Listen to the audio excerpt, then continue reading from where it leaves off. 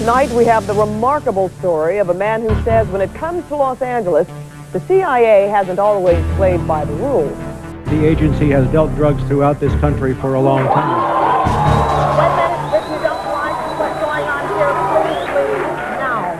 It began to become apparent to me that guns were going one way and drugs were going another. The CIA has issued a blanket response to all of this, denying any involvement. My name is Mike Ruppert, R-U-P-P-E-R-T.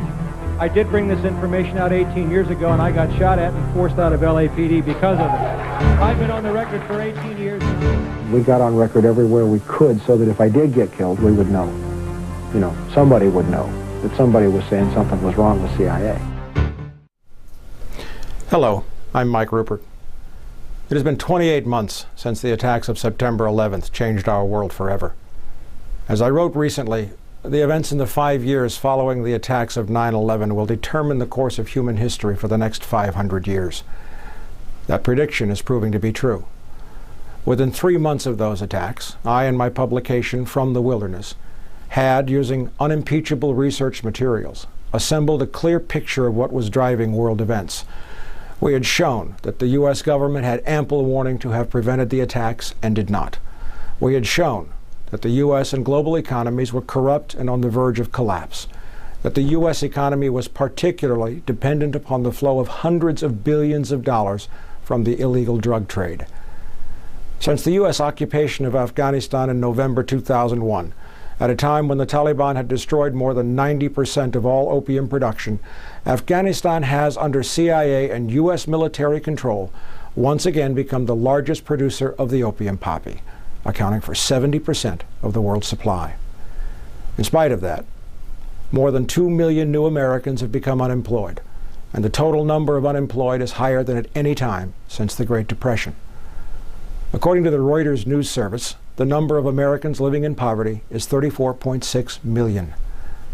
Most importantly, we accurately described something called peak oil. That is the fact that in 100 years, mankind has used half of all the oil and natural gas that has ever been created, and that from now on, the world will have to cope with ever-diminishing supplies of hydrocarbon energy, even as demand is increasing exponentially. We described the war that Dick Cheney told us would not end in our lifetimes as a sequential war to control the last remaining oil reserves on the planet. We specifically stated that the Middle East, Colombia, and Venezuela were on the agenda. We have been proved right on every count. And in the 2 years since I gave this lecture at Portland State University, our subscribers have benefited from more than 100 separate articles which have kept them ahead of the game. With the occupations of Afghanistan and Iraq, both of which have become costly guerrilla conflicts, and with the exposure of the Bush administration's deceptions about 9/11 and the threats posed by Saddam Hussein, we have seen the seeds for new conflicts being planted in West Africa, Venezuela, and Colombia, as well as in the Far East, Indonesia, and Korea. In each of these places, there are reserves of oil and gas or strategic transit routes that can help to meet supply needs for whoever controls them. The endgame for all this struggle is China, whose oil imports were recently predicted by the Japan Times to increase by 500% before the year 2030. What we did not know at the time that we made this tape, a fact which was not known even to the oil companies who were drilling there, was that an anticipated bonanza of oil from the Caspian Sea basin and Kazakhstan was proving to be a major disappointment. As one oil expert told a May 2003 conference on peak oil in Paris, which I was attending, quote, 20 out of 25 wells sunk in the Caspian Basin between 2000 and 2003 have resulted in dry holes. What was thought to be a reserve holding as much as 200 billion barrels of oil has shown itself to be a series of isolated pockets totaling no more than 40 billion barrels. Planet Earth consumes 1 billion barrels of oil every 11.5 days. That oil may never reach Western markets because of the drilling, pumping, and transportation investment required. As this realization came to pass, the oil reserves of the Middle East have become all the more important for the industrialized world. 60% of all recoverable oil is in the Middle East. That helps to explain the sudden shift in U.S. policy away from Afghanistan and towards Iraq in 2002. It also explains the desperation behind the sloppy and fraudulent efforts to get the U.S. into Iraq at whatever cost, even if that prevented the re-election of the Bush administration or its exposure to impeachable charges over forged documents, the outing of CIA counterterror personnel, and many other criminal activities. 11% of all recoverable oil in the world is in Iraq. In the meantime, in spite of some resistance by the U.S. Congress and state and local governments against the Patriot Act, American civil liberties continue to be trashed. New laws, such as the Homeland Security Bill, permit the U.S. government to forcibly vaccinate American citizens against their will and then prosecute them as criminals if they refuse to accept untested vaccines. This, even as the vaccine makers have been granted absolute legal immunity if you or your family drop dead after receiving the shots, there's no one to sue. And critical shortages of natural gas have prevented the building of new electrical generating infrastructure and threatened the production of commercial fertilizers as food production for an exploding population becomes a critical issue. All commercial fertilizers are made from natural gas. Mankind stands at the brink of the most important moment it has ever faced. Alternative energy sources are vastly overrated, and none of them, in any combination, can replace what oil and natural gas have done for mankind in the last 100 years. Even if they could, the infrastructure and investment and building needed to implement these solutions should have begun 30 years ago, when the United States passed its own irreversible peak of production. Since I gave this lecture on the truth and lies of 9/11, I have given more than 35 additional lectures in 7 countries around the world, from Australia to Germany. With each lecture, I have updated this presentation with new material, and, sadly, not once have I had to say that we had it wrong from the start. So please, sit back now and watch our film, The Truth and Lies of 9/11, and begin to understand how deeply all of our lives are threatened. Then come join us at FromTheWilderness.com and become one of our more than 12,000 subscribers. With each new subscription, our ability to bring you better and more comprehensive reporting expands, even as the world becomes a more dangerous place to live. The answers, our children's answers, can only be found when we come to understand the real map that we are traveling on.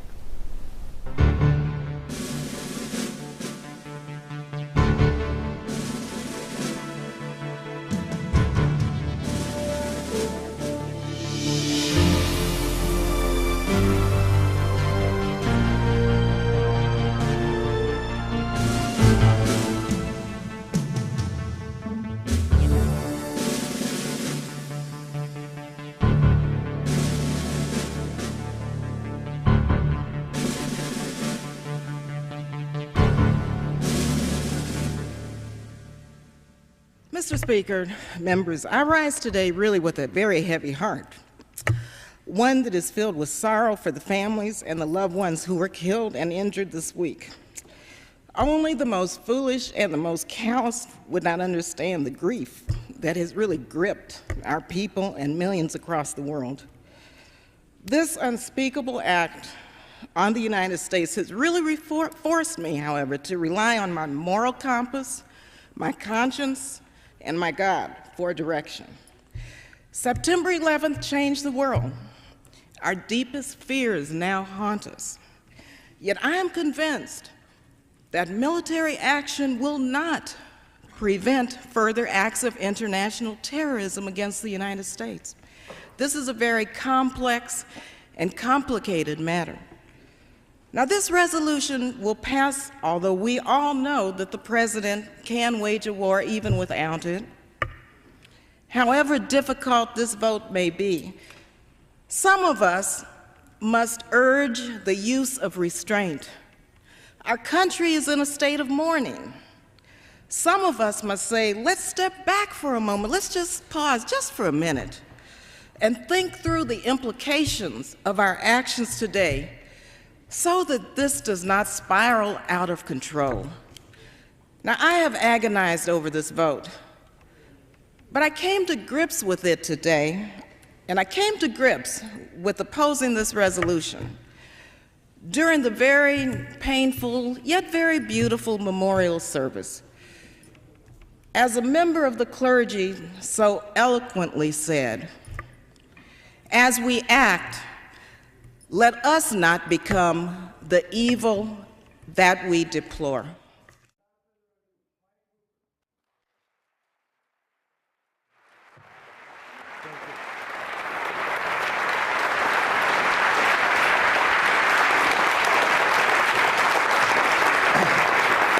Thank you, Demetrius, and thank all of you. I am unbelievably gratified to see so many people here tonight. I almost got up here and said, hi, my name is Mike, I'm an alcoholic, but I think I'm at the wrong meeting, I guess. We're going to talk about a lot of things tonight that are very difficult, a lot of things tonight that are very challenging. A lot of things that will test and try many of us in the months and the years to come. But we're going to have a certain approach to this, and it's the only kind of approach that I have found in 23 years that works when you're challenging a government that no longer serves the interests of the people. I'd like to start off by asking a question, like a show of hands.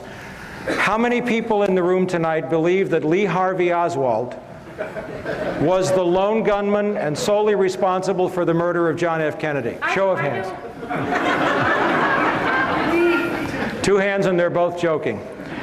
How many people in the room tonight believe that the war that is now taking place and getting ready to move all over the world is solely the result of the attacks on the World Trade Center on September the 11th? Okay, all right, great. The approach that we're going to take tonight is very straightforward. I was, for some short period of time, not as much as I wanted to be, an investigator with LAPD. I worked narcotics, I was loaned to detectives, I worked a homicide table, I worked a burglary table and an auto theft table for a while.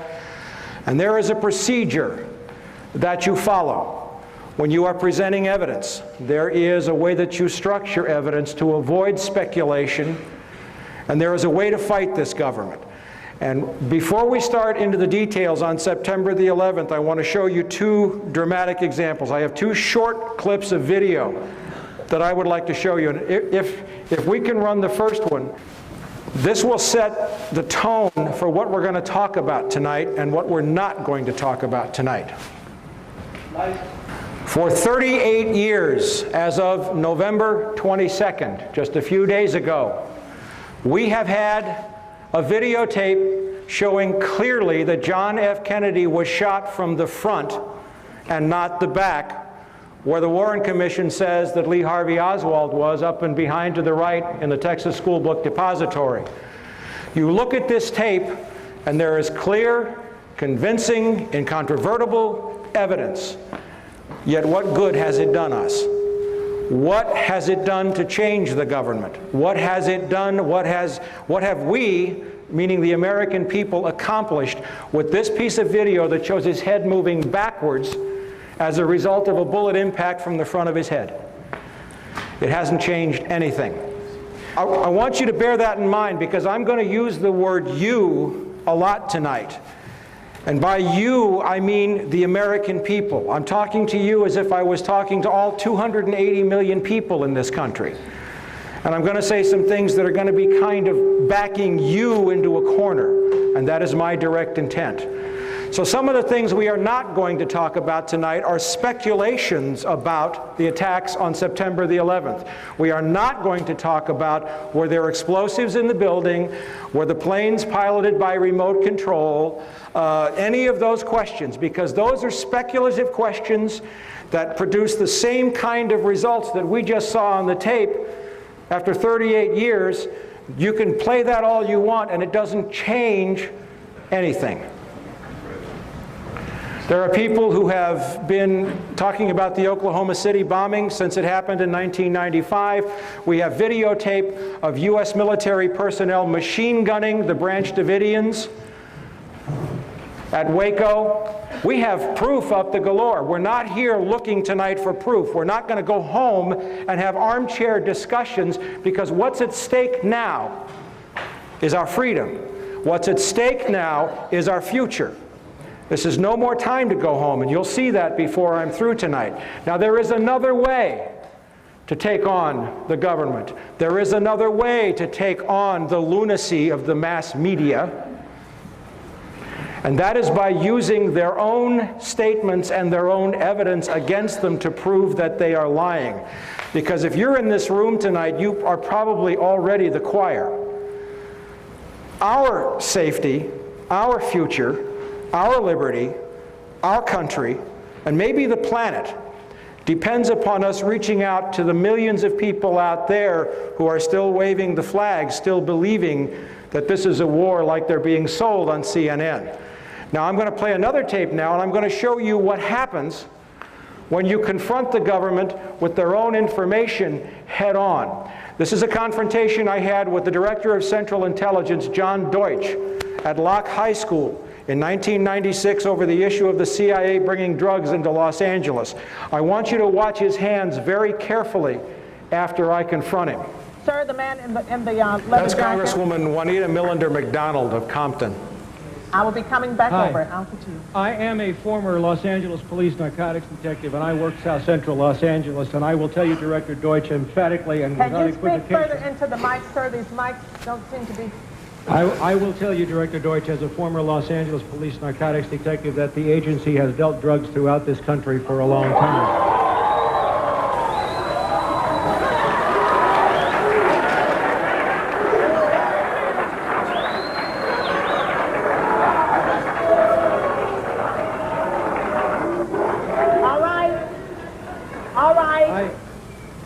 All right, obviously that is an answer for a lot of you. Now can you please? All right, now can you please?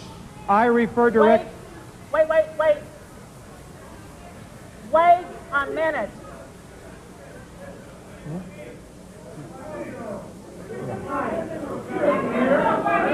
Wait a minute. Wait a minute here. Wait a minute. If you don't like what's going on here, please leave now. No, leave. No, leave now, because there are others who do want to hear what's going on in this room. Will you please take your seats? I will come back to you as we roll back across to the center section. Director Deutsch, I will refer you to 3 specific agency operations known as Amadeus, Pegasus, and Watchtower. I have Watchtower documents heavily redacted by the agency. I was personally exposed to CIA operations and recruited by CIA personnel who attempted to recruit me in the late 70s to become involved in protecting agency drug operations in this country. I have been trying to get this out for 18 years, and I have the evidence. My question for you is very specific, sir.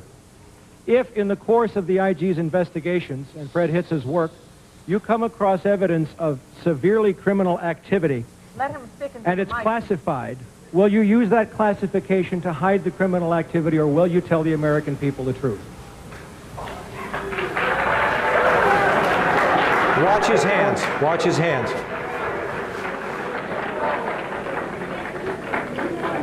All right, you want to hear the response first from Congressman Julian Dixon and then from the director. Wait a minute. From York, I'm sorry, sir. I will allow the director to speak first and then Congressman Julian Dixon. If you have information about CIA illegal activity in drugs, you should immediately bring that information to wherever you want, but let me suggest 3 places. The Los Angeles Police Department. Gotcha.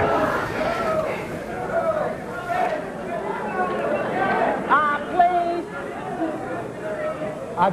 I'm sorry, others want to hear this answer. I am sorry, others want to hear this answer. It is your choice, the Los Angeles Police Department, the Inspector General, or office of one of your Congress persons from this. I did that 18 years ago, sir, and I got shot at for it. Wait a minute, sir. Wait a minute. Sir, And sir, you have not gotten the mic yet. You are not. But wait a minute, then don't speak out of turn. let me say something else. If this information turns up wrongdoing, if it turns up wrongdoing, we will bring the people to justice and make them accountable. All right, Congressman Dixon. Thank you, sir, for coming. Wait a minute here. I thought you did not want to be here, but now that you are here, please let us hear and listen. Thank you very much. Sir, I want to thank you for coming. You were at the last meeting. The staff probably had the spelling of your name wrong, but No, they didn't. we would like to talk to you. We have been looking for a couple of days for you, and we want to make sure that you contact the committee, because obviously you have some valuable information. If you want to give it to me privately, if you want to hand it to that aide where I can contact you this evening, please do it. Don't let us get away without getting a contact for you. If Thank you, you'd like sir. to pass it up to him now so everyone can see that I got it, that would be fine. Thank you, sir. And for the record, my... Please keep the noise down so that we can hear and we can get answers. For the record, my name is Mike Ruppert, R-U-P-P-E-R-T. I did bring this information out 18 years ago, and I got shot at and forced out of LAPD because of it. I've been on the record for 18 years nonstop, and I'll be happy to give you, Congressman, anything that I have.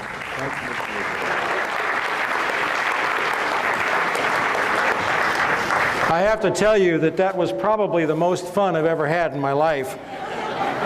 Although tonight may top that. If you can kill the blue on the VCR there. What happened after this was John Deutsch was guaranteed an appointment by Bill Clinton to become the next Secretary of Defense.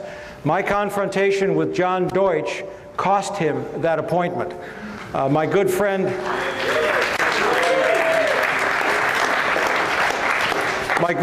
Dick Gregory, who I just did a radio show with on Thanksgiving Day, called me up and said he said he was talking to some people in Washington, and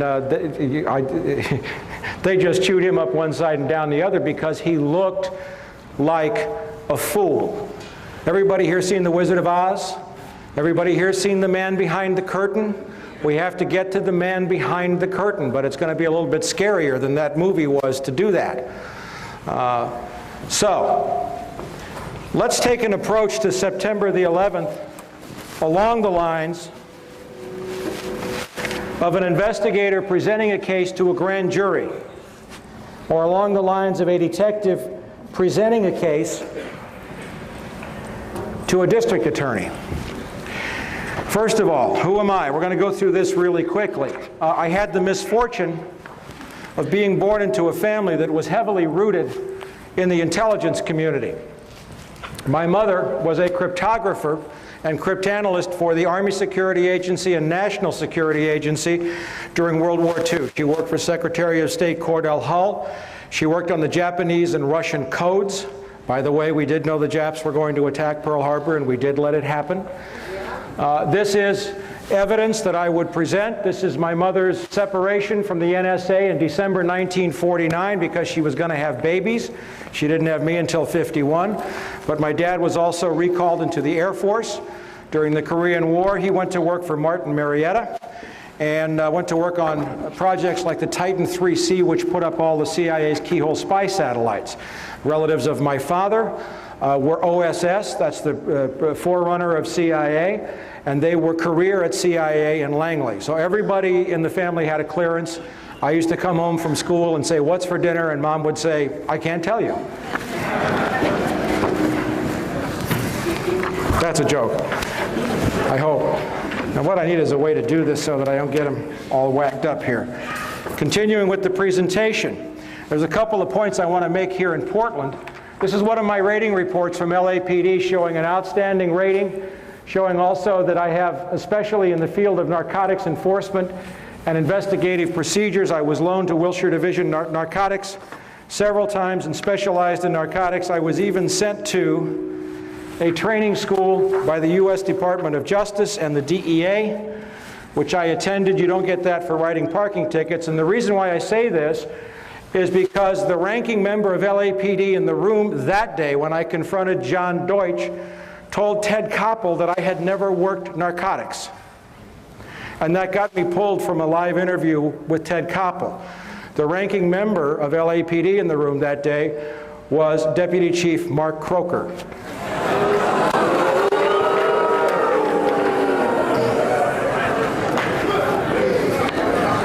Yeah, I'm having fun already.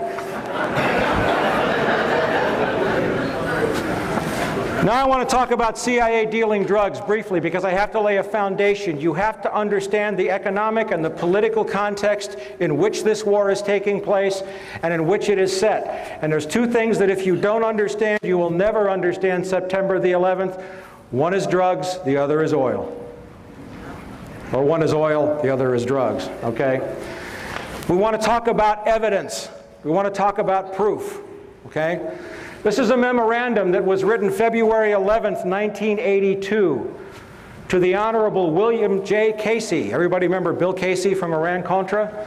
CIA Director, signed by Attorney General William French Smith. This was at the beginning of the Contra War, very early in the Reagan administration. And something had happened before this. There had been a series of negotiations. Now in the CIA, the highest rung on the food chain is called an officer. If you are a case officer at CIA, you are someone who cannot be disavowed or denied. You are a man of the cloth. You are a man blessed with immunity. The agency will protect you. But underneath that on the food chain, they have career agents, contract agents, foreign agents, informants. They have proprietary companies, employees of the there's a whole category of people. Well, in 1982, because the CIA knew there was going to be a massive explosion in cocaine trafficking that they were going to control, U.S. Cocaine consumption went from roughly 80 metric tons in 1979 to 600 metric tons by 1987. Think about that for a minute. That's a lot of coke. All right, they knew that was coming. All right. So one of the things they did legally, because the agency and the government, they always find paper ways to try to cover their trail, and they think nobody will catch them. One of my favorite lines of all time, and for the first 100 of you who got here, you got a free copy of my last issue of From the Wilderness, is from Alan Dulles, who, when the Warren Commission report was released, however many volumes there were, and you read those volumes and you know that Lee Harvey Oswald didn't kill John Kennedy. And Alan Dulles said, the American people don't read. You don't read. This memorandum says, first of all, they took all the people who were not case officers and they decided to call them non-employees of the Central Intelligence Agency. There's a federal law stating that if a federal employee breaks a federal law, you have to report him. They were caught on the horns of a dilemma. So first they said, well, all these people are not employees, even though they get CIA paychecks. And then they said, in light of these provisions and in view of the fine cooperation, the Drug Enforcement Administration has received from CIA no formal requirement regarding the reporting of narcotics violations has been included in these procedures. That's black and white evidence of a conspiracy. The Attorney General of the United States just told the CIA director he no longer had to report it when anybody other than a case officer was dealing drugs. Let's look at something else about how cynical these people are. Now, I've been studying CIA and the drug trade for about 23 years, and this is one of my favorite documents of all time. Some 28 C-130 Hercules were smuggled by the CIA and the Pentagon through the U.S. Forest Service into private hands, supposedly for the purpose of fighting forest fires. The problem is that some of them turned up in Peru, in Mexico, in Panama, in Angola, in Iran, and Iraq, running covert missions for the CIA. One of these C-130s was caught in Mexico City. Aeropostal de Mexico had it, with $1 billion worth of cocaine on board. The Forest Service, having let these airplanes out, found itself in a kind of embarrassing position. So they had their lawyers work on it, and notice the last sentence. DOD is the Department of Defense.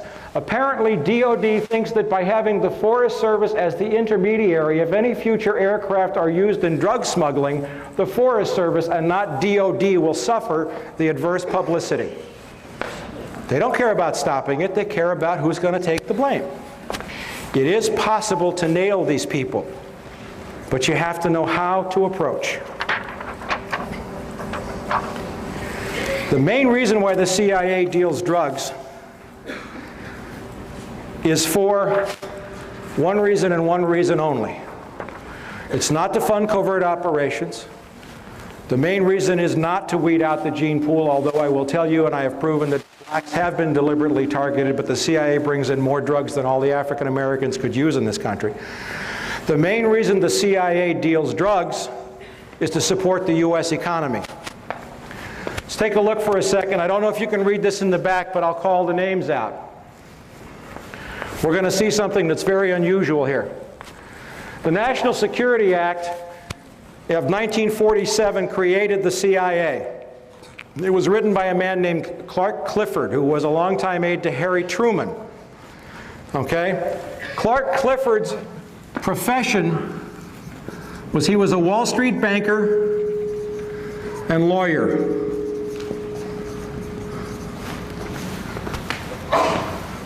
Clark Clifford is also the man who brought a bank called BCCI into the United States in the 1980s, a drug money laundering bank that was exposed for laundering drug money. The design for the CIA, in other words, the people who told Clifford how to write the act, were two brothers, John Foster and Allen Dulles, the Dulles brothers, Duller, and Dulles. John Foster Dulles was Secretary of State to President Dwight Eisenhower. Allen Dulles was the DCI, not from 81 to 87, he was the DCI from I think roughly 1953 until about 61 in the Bay of Pigs when John F. Kennedy fired him. You know what their profession was? Wall Street lawyers at the law firm of Sullivan and Cromwell, which is today the most powerful law firm on Wall Street.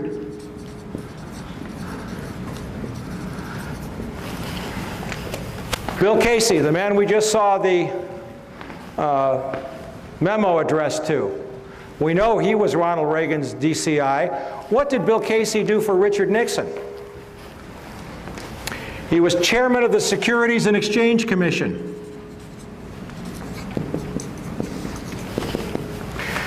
Stanley Sporkin, one of my favorite turkeys, was CIA General Counsel during the 80s. He used to email back and forth with Oliver North. Dear Stanley to Ollie, Stanley to Ollie. It was very funny. Okay? Do you know what he did before he became? No, he was the General Counsel to the SEC. Securities and Exchange Commission, charged with monitoring all securities transactions. David Daugherty, CIA General Counsel after Stanley Sporkin. You know what he does today? The Executive Vice President of the New York Stock Exchange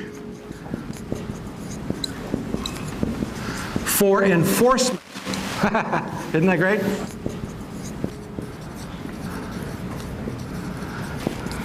And then we have a gentleman by the name of A.B. Buzzy Krongard, and we're going to hear a lot about Buzzy Krongard tonight. Buzzy Krongard is currently the CIA Executive Director. The top three positions are DCI, Director of Central Intelligence, DDI, Deputy Director of Intelligence, and Executive Director. Buzzy Krongard was, until 1998, the head of an investment bank called A.B. Brown.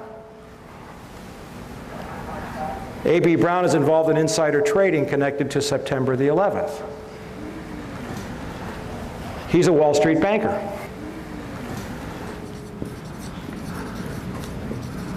As a matter of fact, 6 out of 7 of the first deputy directors of intelligence came to CIA from Wall Street. The mission of the CIA is to control money and cash flow for the benefit not of you and me, but for the benefit of the banks and the stock brokerage houses and all of the interests that control U.S. politics. Now, the U.S. economy is in deep trouble. But the level of criminality in this government and in this country has become so overt in the last 2 years that the stink is becoming hard for people to ignore. This is a story from the Associated Press, June 27th, 1999. New York Stock Exchange chief, that's a guy by the name of Dick Grasso, hops on an airplane in New York City and flies to Bogota, Colombia, hops in an armor-plated limousine and drives up to the foothills in the mountains that are occupied by the FARC guerrillas, who occupy a third of Colombia. They tax the cocaine. Everybody in Colombia deals drugs. But what did he ask them to do? He asked the FARC guerrillas to invest their drug profits in Wall Street. There's an AP story right there. He didn't say stop dealing drugs, it's bad for our kids. He said, let us manage your drug money. The FARC said, we think we would rather keep our money in Colombia for the benefit of Colombians. Why should we send it to New York? And what happened a year later was Bill Clinton announced Plan Colombia. And don't get me wrong here, Colombia is on the list of countries where this administration is planning to go to war because there's also oil there. All right. Still laying a foundation, but we're getting ready to move into September 11th. Let's look at a little history of the Bush family.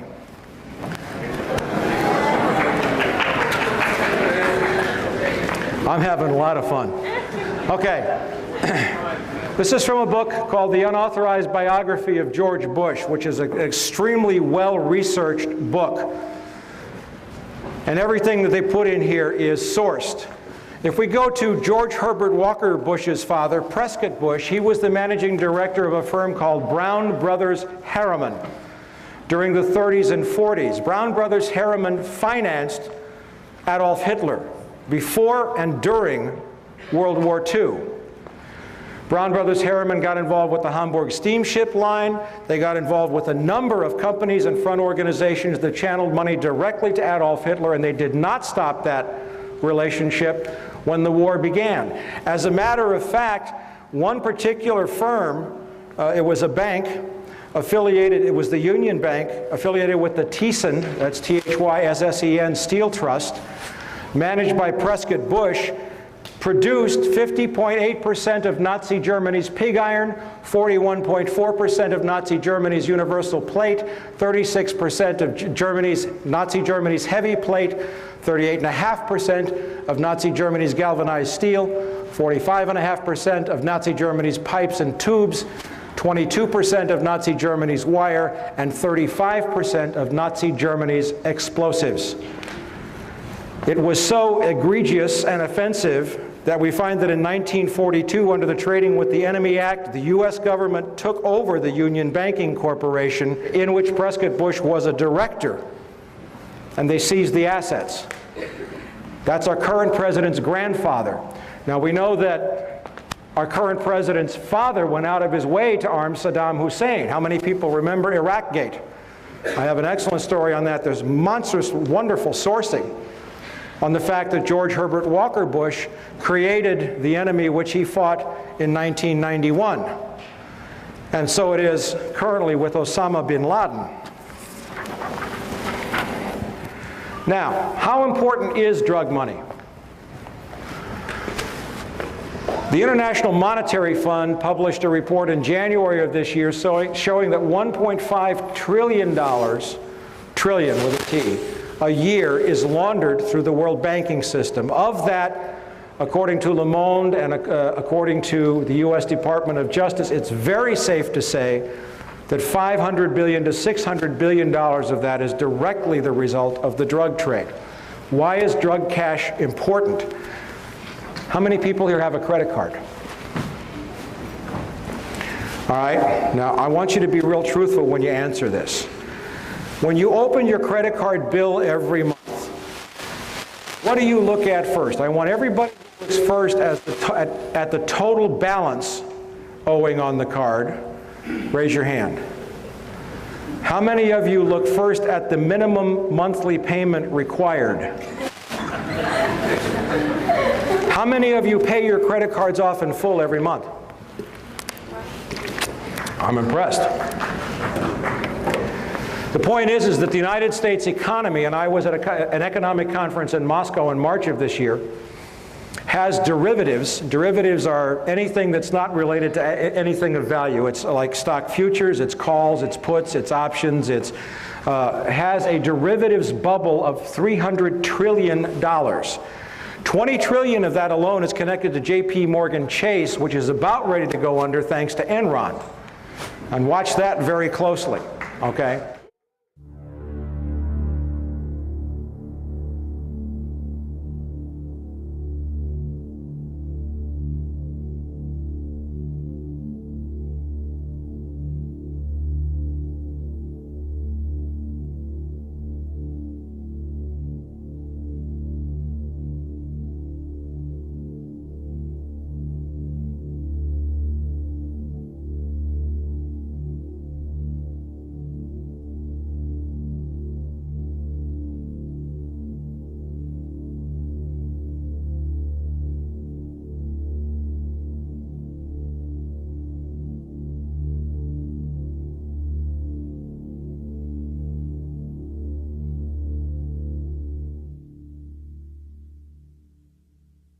Just in March of this year, we had a wonderful piece of evidence come up from Senator Carl Levin's minority report to the Senate Permanent Subcommittee on Investigations, and it was a report on correspondent banks and money laundering. Now, this is a story from the Washington Post dated February 5th.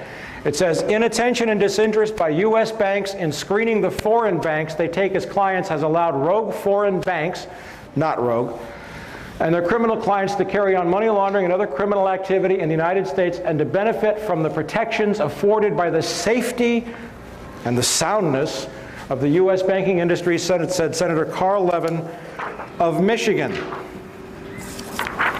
Specifically mentions JP Morgan Chase on the next page.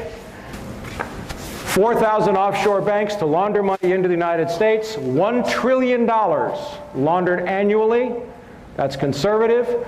Money laundered in which the Clinton administration declared a national security threat. Not true. It's a national asset as far as Wall Street is concerned. Carl Levin said $500 billion moved through the U.S. banking system in drug money every year. That's liquid cash. And you want to know how important liquid cash in this was? There's a saying. One of my dear friends and colleagues and mentor, Catherine Austin Fitts, is a former Assistant Secretary of Housing. She was a managing director of Dillon Reed on Wall Street. She says cash flow is everything. And in an economy that's on the verge of a major implosion, without cash flow, the crash is guaranteed. Now, CIA's role is to make sure that as much of that drug money comes through the U.S. economy as possible.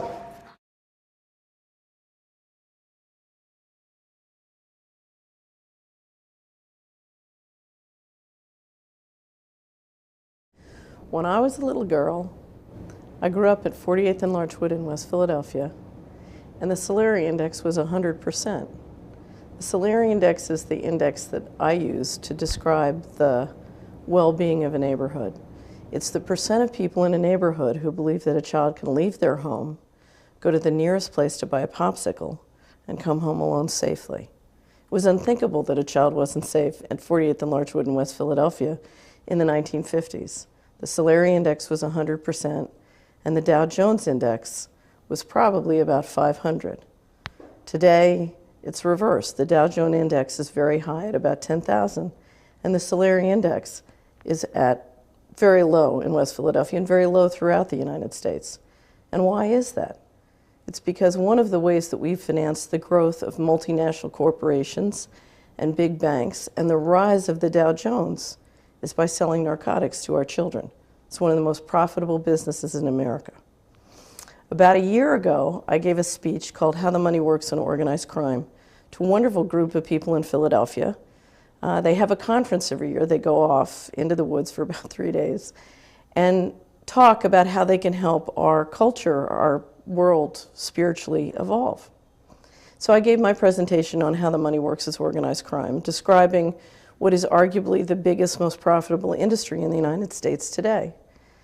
And towards the end, we were discussing the fact that the Department of Justice estimates that the United States is the leader in laundering organized crime profits of about $500 billion to $1 trillion a year. So I asked the audience, what would happen if we stopped being the worldwide leader in laundering $500 billion to $1 trillion a year?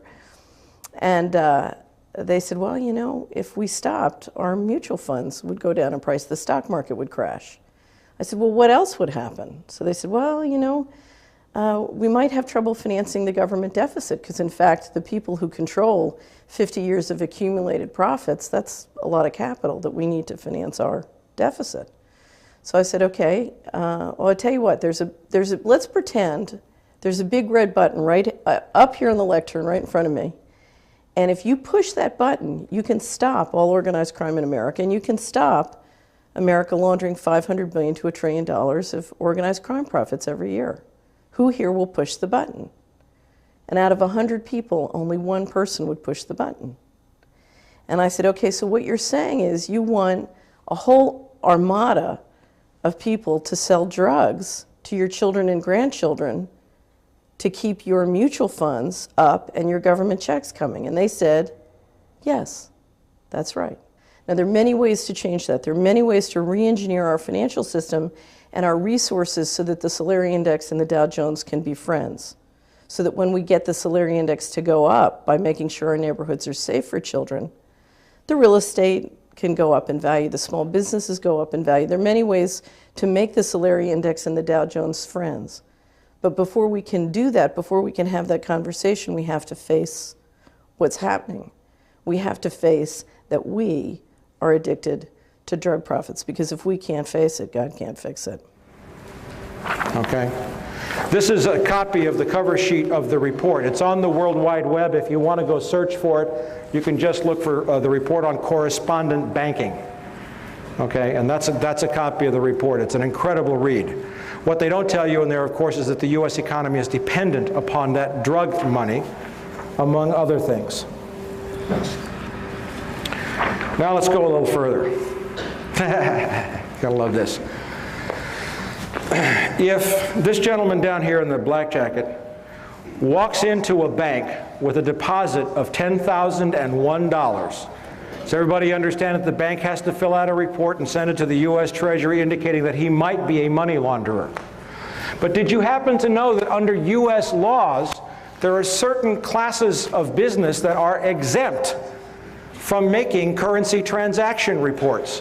Included in those are a bank, obviously, a department or agency of the U.S. government. CIA does not have to fill out currency transaction reports. An entity established under the laws of any state, but you come down to this one. A listed entity other than a bank whose common or analogous equity interests are listed on the New York Stock Exchange or American Stock Exchange, or designated as a NASDAQ national market security. If you have a company that trades on Wall Street, you can launder all the money you want to. It's legal. Gee.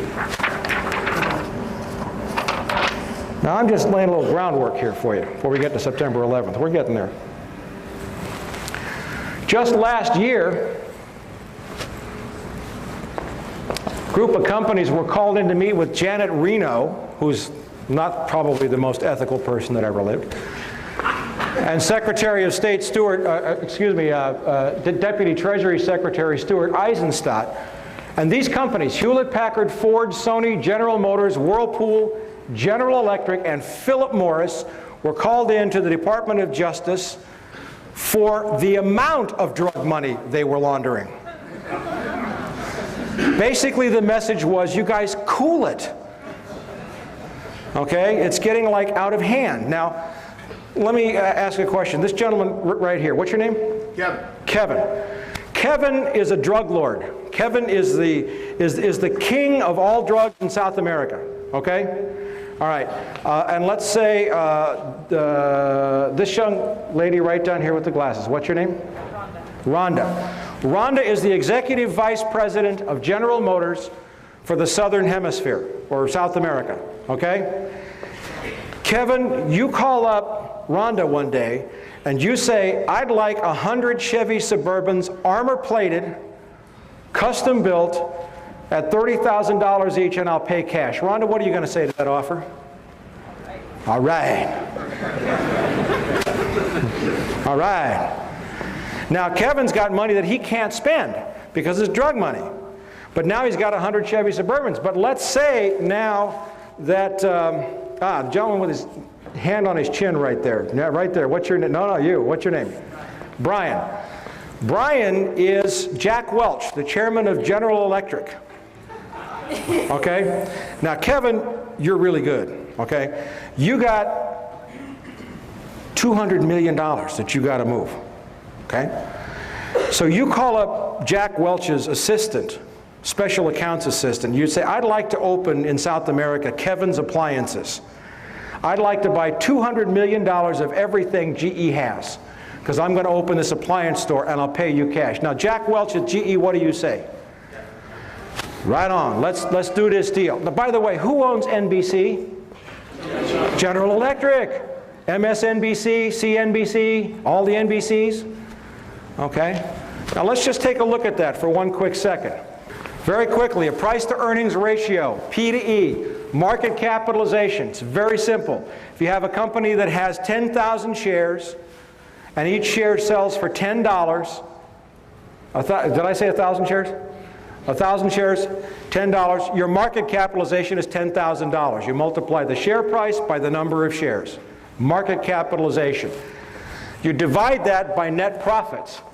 In other words, what you sell less the cost of doing business, and you come up with the ratio. This is how they value the stock market. Okay, so if you have a company that has a $300 million market capitalization and a $10 million net profit, the price to earnings is 30. The POP is 30. And that's about right. And by the way, the current Dow Jones Industrial Average is overpriced by about 2/3. Okay? Now, if you have this 30-to-1 ratio, if I add another $1 million, my pen went dry. If I add another $1 million and make that 2, what happens to this number? Becomes 60. All right? Now, the lady in red down here, who's looking away from me. Ma'am, what's your name? Karen. Karen owns an orange juice company. Makes the best orange juice in the world. And I owe all of what I'm teaching you now to Catherine Austin Fitz. And she's just she has a wonderful website at solari.com, and we'll put those up before I leave. You make incredible orange juice. Okay, the best orange juice in the world. It's fairly priced. Karen's orange juice, right? Okay. You have $1 million net profit a year. Now, let's say this young lady down here in the glasses with the light green sweater. What's your name? That's you. What's your name? Chris. Chris is the Chief Executive Officer of PepsiCo, which owns a small orange juice company called Tropicana. Okay? You see her company with $1 million in net profit. How much, and your price to earnings is 30-to-1. How much are you willing to pay for that? How much are you willing to pay for her company? Would you pay $29 million? Yeah, because the minute you bought her company for $29 million, your stock value goes up $30 million. How do Wall Street executives get paid? In stock. And you watch very closely the Bush administration's plan for economic recovery. It's all handouts to the corporation, which will go directly to boost their POP, which will put hundreds of millions of dollars in the pockets of executives. Has anybody noticed the Bush administration has not offered one single aid plan for any unemployed airline worker?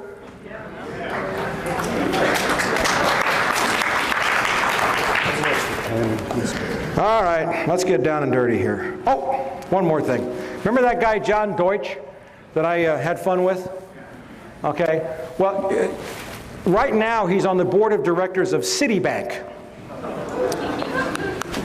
along with the former executive director of the CIA, who is not on the board, but she's a very highly placed executive, Nora Slatkin. John Deutsch, of course, is as crooked as the rest of them. Also on the board of Citibank is a guy named Robert Rubin, former U.S. Secretary of the Treasury. Yes, thank you. He deserves all the hisses he can get. Well, in May of this year, Citibank announced a $12 billion cash purchase of a Mexican bank called Banamex. Second largest bank in Mexico, also a documented, and I mean documented, drug money laundering bank that was exposed in a Mexican newspaper. Roberto Hernandez, this is him, gets a seat on Citibank's board of directors, and yet this is what's going on his property. He owns thousands of acres near Cancun in Mexico. The locals call it the Cocaine Peninsula. There's hundreds of photographs. He lost two lawsuits in Mexico, and then my friend Al Giordano, who publishes a great website called www.narconews.com, wrote a great story about the Mexican paper stories, and Hernandez sued Giordano in New York, and he's going to lose that lawsuit, by the way. Al Giordano's a brave journalist.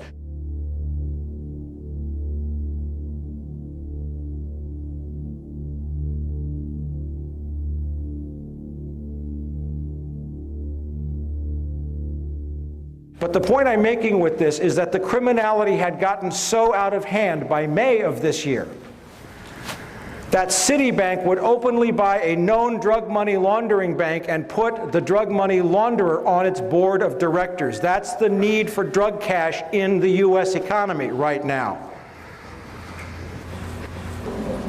By the way, Citibank's record of involvement in drug money laundering is extremely well documented in the Wall Street Journal and the New York Times. It laundered some, I think, $300 or $400 million for Raul Salinas de Gortari, the brother of the former Mexican president. Now let's go to some other things that are going on in the economy so that we set you up to understand what's going on around September the 11th. The U.S. economy is being looted. Anybody here remember the savings and loan scandal? You know, the gang that's in the White House is the same gang that brought us the savings and loan scandal? That took $500 billion out of your pockets. Well, here's some new developments in the government. And by the way, I'm not a Democrat or a Republican. Bill Clinton's a sleazebag too. Okay? That so-called liberal put almost a million nonviolent drug offenders in prison to boost the shares of companies like Corrections Corporation of America and Wackenhut. He destroyed many of the welfare laws, and you know, one is not better than the other. But notice this, HUD loses, HUD, Housing and Urban Development, $59 billion. When was the last time you lost $59 billion? This was from testimony in Congress by Susan Gaffney, Inspector General of HUD. And you know what HUD said they did when they couldn't figure out where the money went? We made an adjustment in our checkbook. Where's that money going? You'll find out before we're through. Now, if you thought that was bad, the Defense Department cannot account for $1.1 trillion that seems to have vanished within the tangled system of financial accounting put in place by private contractors. You know who the private contractors are? Lockheed Martin and DynCorp. Okay? HUD. Oh, I dropped a microphone. I have more microphones on me than the FBI has in my living room.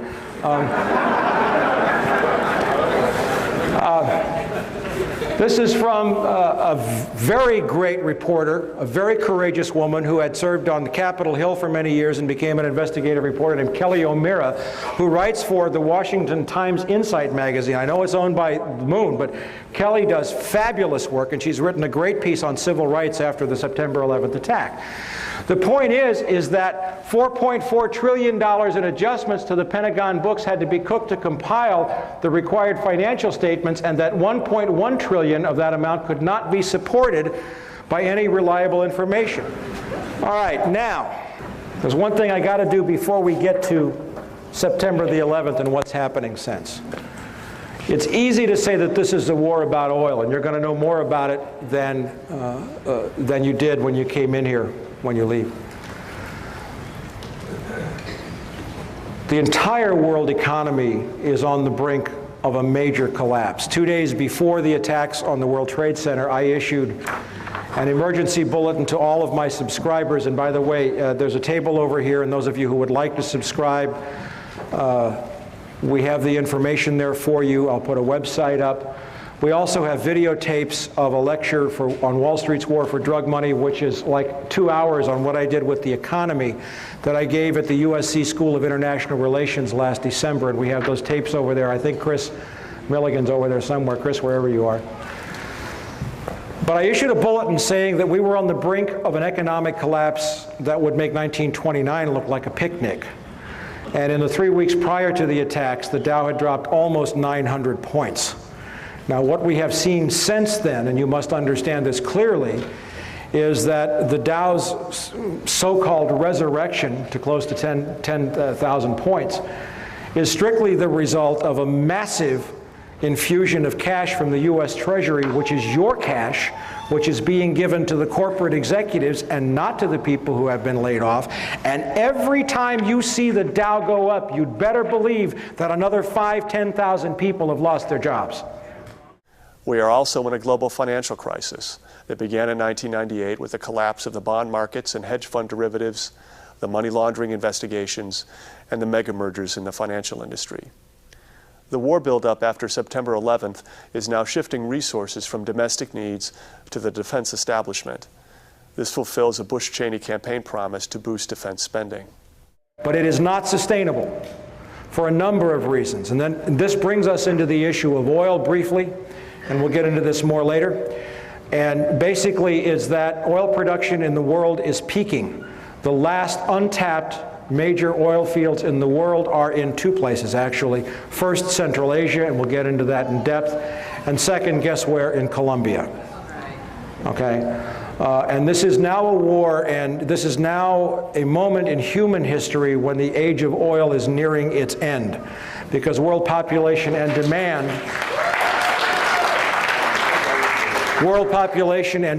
will exceed production sometime within roughly the next 10 years.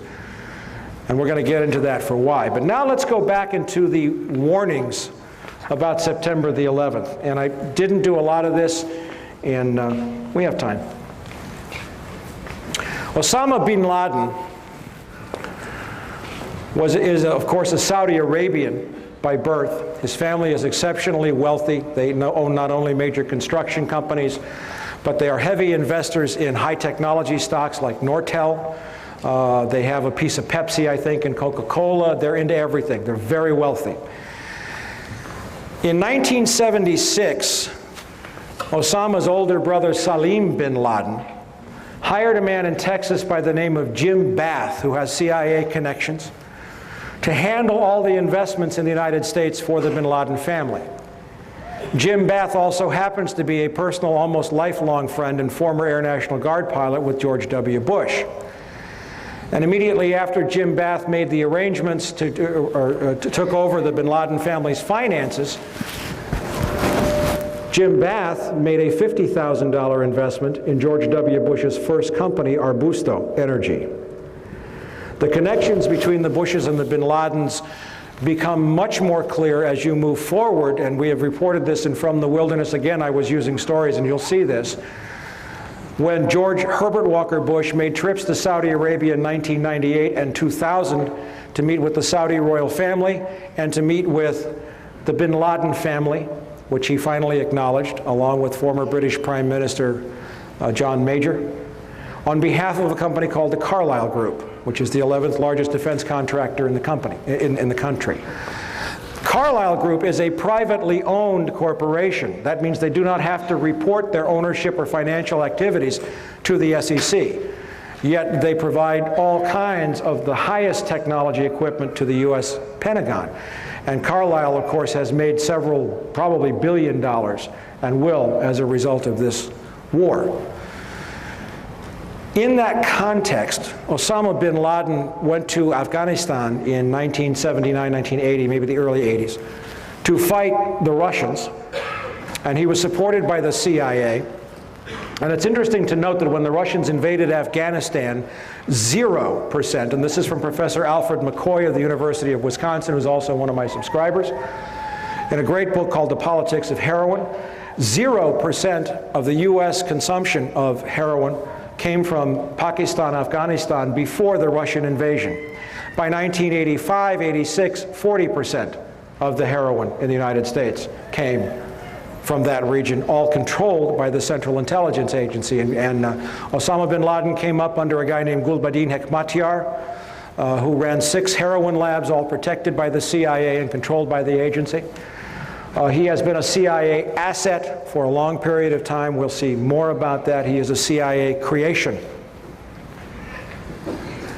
Now we come to September 11th, and we're going to go into a timeline here, and I have written several stories, and I was on the radio here with Sheila Hamilton at KPAM just a few days after the attacks, and I was saying the U.S. government knew these attacks were going to take place and did not stop them. And I keep building to that evidence, but I'm going to show you a couple of things now. Not by any means all of the evidence that I have of foreknowledge, but just a couple of telling points. Israeli security issued urgent warning to CIA of large-scale terror attacks. And this is a long story saying that the Israeli Mossad knew that the attacks were going to take place. They knew that the World Trade Center were the targets. This is from the British paper The Telegraph.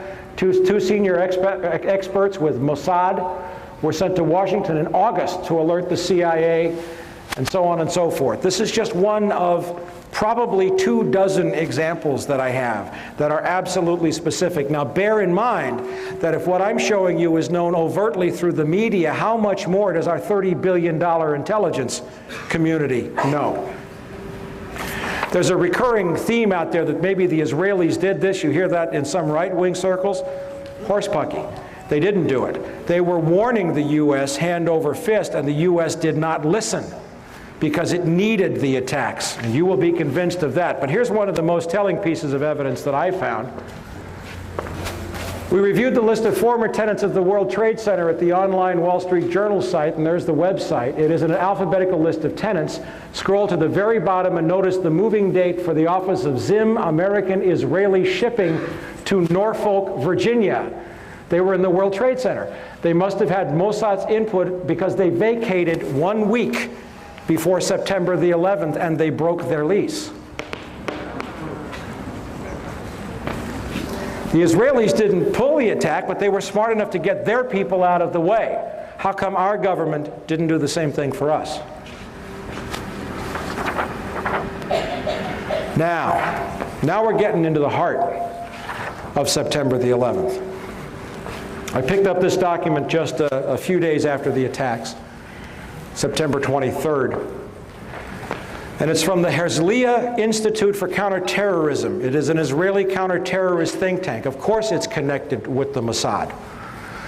And what they detailed, this is from the October 15th issue of From the Wilderness. Between September 6th and 7th, the Chicago Board of Options Exchange saw purchases of 4,744 put options on United Airlines and only 396 call options. A put option is basically a bet that the stock price is going to go down. It's a contract that's entered into that's irrevocable, and let's say the gentleman in the suspenders, I do a put option deal with you to sell shares at $100 in 2 weeks, 4 months. 4 months is the standard, but you can write the contract for anything you want.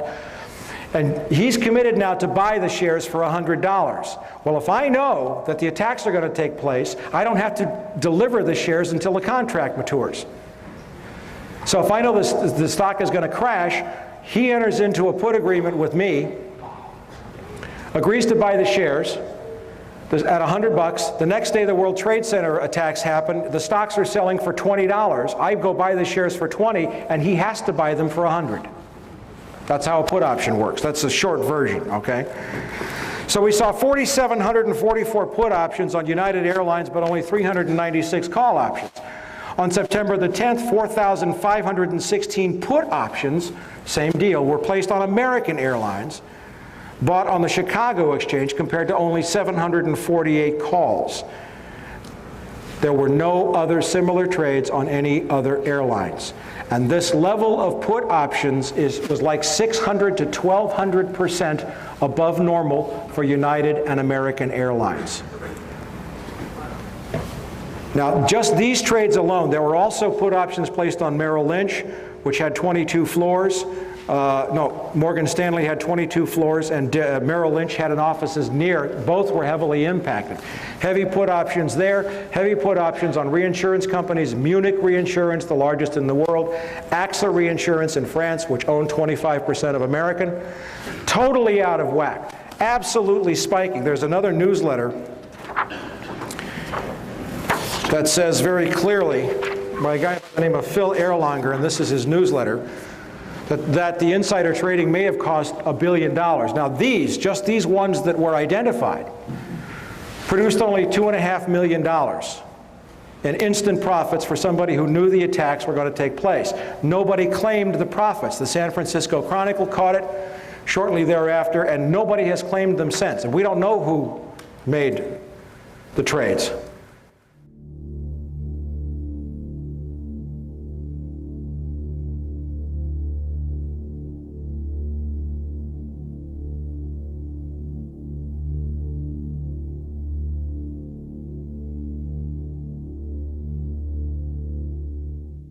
But what did the Herzliya Institute for Counterterrorism tell us?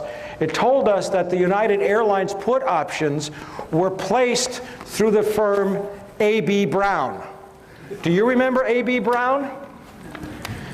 A.B. Brown was the firm headed until 1998 by A.B. Buzzy Krongard, who is now the executive director of the Central Intelligence Agency.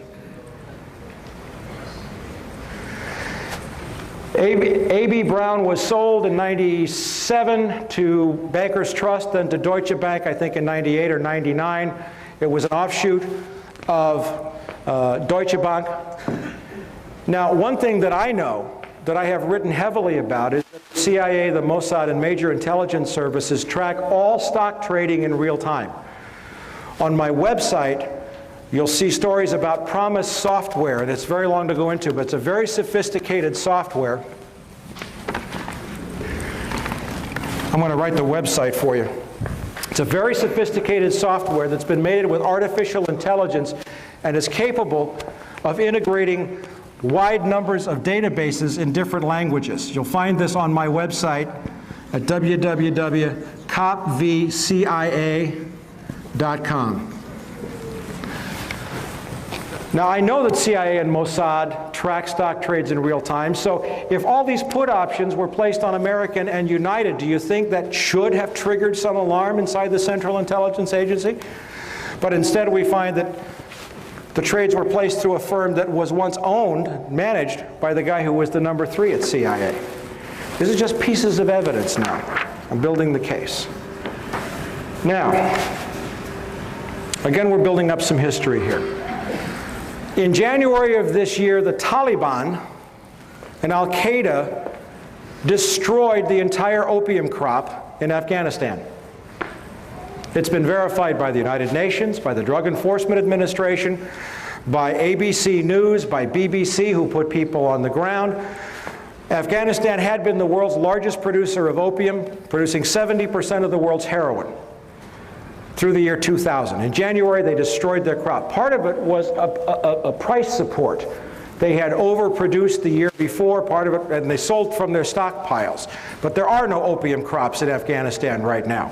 They've all been planted, of course, since the Bush administration and the CIA have lifted the ban, and everybody can go back to work and the CIA can move the heroin again.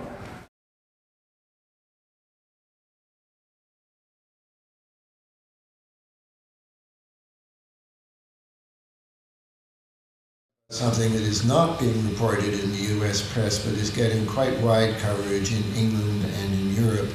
And that is that the result of our backing the Northern Alliance in Afghanistan this year is to restore a heroin flow which would otherwise have been halved or more in the world, because the Taliban not only announced that they were going to outlaw planting, but their decree worked. There was no Taliban opium planted last year, and that meant a reduction of 90% in the amount of opium coming out of Afghanistan, and the 10% that was left represented a radical increase in the areas under Northern Alliance control. Now, if we had not gone into Afghanistan, this would have been the most effective reduction in the flow of heroin in the world since the DEA was created 30 years ago. But by going into Afghanistan, backing the Northern Alliance, we've now chased the Taliban out, and in all kinds of provinces where the farmers had started to plant wheat, they're now plowing up their fields and putting in opium instead. And the global drug authorities at the UN expect that we're going to go back to the record flow of opium that we've seen in the last couple of years. But we heard right after the attacks on September 11th, Tony Blair saying, we will bomb the poppy fields. Well, there are no poppy fields. They destroyed their crops. I was in Moscow, Russia in March of this year, and I found out that Uzbekistan, and we're going to get to Uzbekistan in a minute, was awash in a sea of poppies. And what did I find also was that companies like Southern Air Transport, Evergreen, and other CIA-connected affiliates had been flying into and out of Tashkent. The CIA had been setting up operations. There were proprietary companies all over the place in Uzbekistan. So now we have the destruction of an opium crop, which does what? It takes cash out of the world's banking system. In conjunction with a stock market bubble, in conjunction with world oil prices or world oil production diminishing, and a huge bubble on Wall Street. Now we come to, this is just from recently, of course. This is from the October 5th. Afghan rebels, that's the Northern Alliance, our good friends. The Northern Alliance, who actually dominate the opium trade from the north of Afghanistan. Okay, now we've seen the recent stories saying that the poppy farmers are absolutely rejoicing because they've gone back to planting. So now we come back to the oil and drugs. There's an old saying, God equals gold, oil, and drugs. Okay? Testimony from February 12, 1998 in Washington, D.C. before the House International Relations Committee by John Maresca, Vice President of International Relations for UNICAL, which had been planning to build a pipeline for some time from the Central Asian oil fields of Tajikistan, Kyrgyzstan, Uzbekistan, all the stands, across Afghanistan, down to the Pakistani coast. It's a distance of about 1,500 miles. To a terminal where U.S. tankers would take the oil and gas and ship it to China and Japan, the largest emerging markets in the world. China's in the middle of a huge oil crisis, and the U.S. Wall Street is pouring money into China hand over fist. And he says in this, construction cannot begin construction until an internationally recognized Afghanistani government is in place. A recent study for the World Bank states that the proposed pipeline for Central Asia across Afghanistan and Pakistan to the Arabian Sea would provide more favorable netbacks, that's money in your pocket, folks, to oil producers. That's his testimony. Now, UNICAL put the pipeline on hold in 1999. They also hired a guy named Henry Kissinger to consult for them, which explains why Afghanistan has never been listed as a sponsoring terrorist nation. Isn't that strange? The head of all the terrorists in the world, and the biggest country, has never been listed?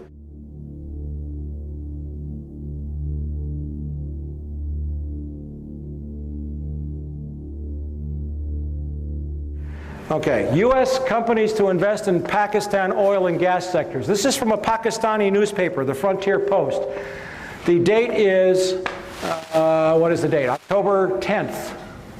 And what this says, now October the 10th is after we've gone to war, after the attacks on World Trade Center, after we know, is anybody surprised at how quickly we kind of won in Afghanistan? Okay. Well, the war's been planned for 4 years, and I'm saving the best for last, but the U.S. ambassador to Pakistan met with the Pakistani oil minister and briefed the ambassador on the proposed Turkmenistan-Afghanistan Pakistan gas pipeline, and said that this project opens up new avenues of multidimensional regional cooperation, particularly in view of the recent geopolitical developments in the region. Gee, the pipeline that was blocked is now back on full tilt just days after we started the bombing. Suspicious. Okay, maybe I haven't convinced you of everything, but we're just getting warmed up now. This is how Afghanistan went unlisted as a terrorist sponsor. This is the story that I found, and it says right here, UNICAL hired former State Department insiders, former Secretary of State Henry Kissinger, former Special U.S. Ambassador John, the guy was also, I didn't see that, the UNICAL guy was also a special ambassador, and Robert Oakley, a former U.S. ambassador to Pakistan. You're going to love where Henry Kissinger turns up in this, by the way. All right, this is one other thing about Kissinger. Chinese oil firm picks Kissinger as advisor. This is from November 4th, thank you. The Chinese National Offshore Oil Company has hired Henry Kissinger to head its foreign advisory board. Now Kissinger's got the Pakistan end and he's got the China end of this oil pipeline. Who does Henry Kissinger front for? Rockefeller. Very good. David Rockefeller. Who's that? Zbigniew Brzezinski.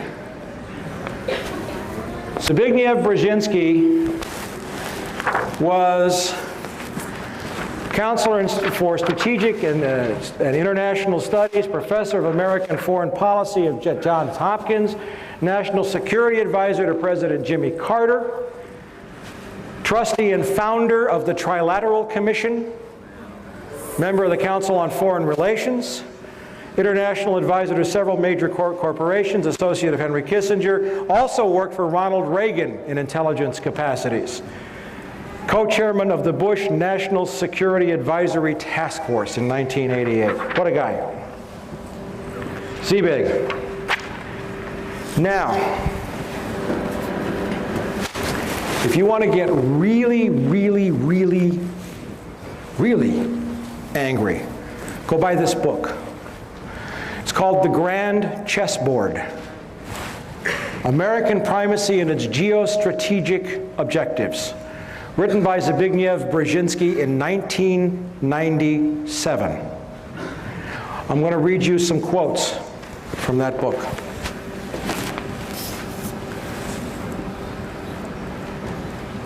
Page XII, it's the very first words in the book. The last decades of the 20th century has witnessed a tectonic shift in world affairs. For the first time ever, a non-Eurasian power has emerged not only as a key arbiter of Eurasian power relations, but also as the world's paramount power. The defeat and collapse of the Soviet Union was the final step in the rapid ascendance of a Western Hemisphere power, the United States as the sole and indeed the first truly global superpower. Page XII, it's in the preface. But in the meantime, he says, it is imperative that no Eurasian challenger, Eurasia is everything in between roughly east of Germany all the way to the Pacific Ocean, south through the Indian subcontinent, and includes the Middle East. It's imperative that no Eurasian challenger, by that he means Russia or China, emerges capable of dominating Eurasia and thus of also challenging America. The formulation of a comprehensive and integrated Eurasian geostrategy is therefore the purpose of this book, Geostrategy, Eurasia. The attitude of the American public toward the external projection of American power has been much more ambivalent. The public supported America's engagement in World War II largely because of the shock effect of the Japanese attack on Pearl Harbor. It gets worse. For America, the chief geopolitical prize is Eurasia. Now a non-Eurasian power, that's us, is preeminent in Eurasia, and America's global primacy, isn't that arrogant? America's global primacy is directly dependent on how long and how effectively its preponderance on the Eurasian continent is sustained. What he's saying is that if the U.S. wants to stay top dog, we have to control Eurasia. America's withdrawal from the world, or because of the sudden emergence of a successful rival, would produce massive international stability. It would prompt global anarchy. You know what he's saying there? Yeah, a little global anarchy would probably be a damn good thing right now. What he's saying there is, if we don't control the world by whatever means necessary, the world's going to be miserable. He didn't ask my opinion. Did he ask yours?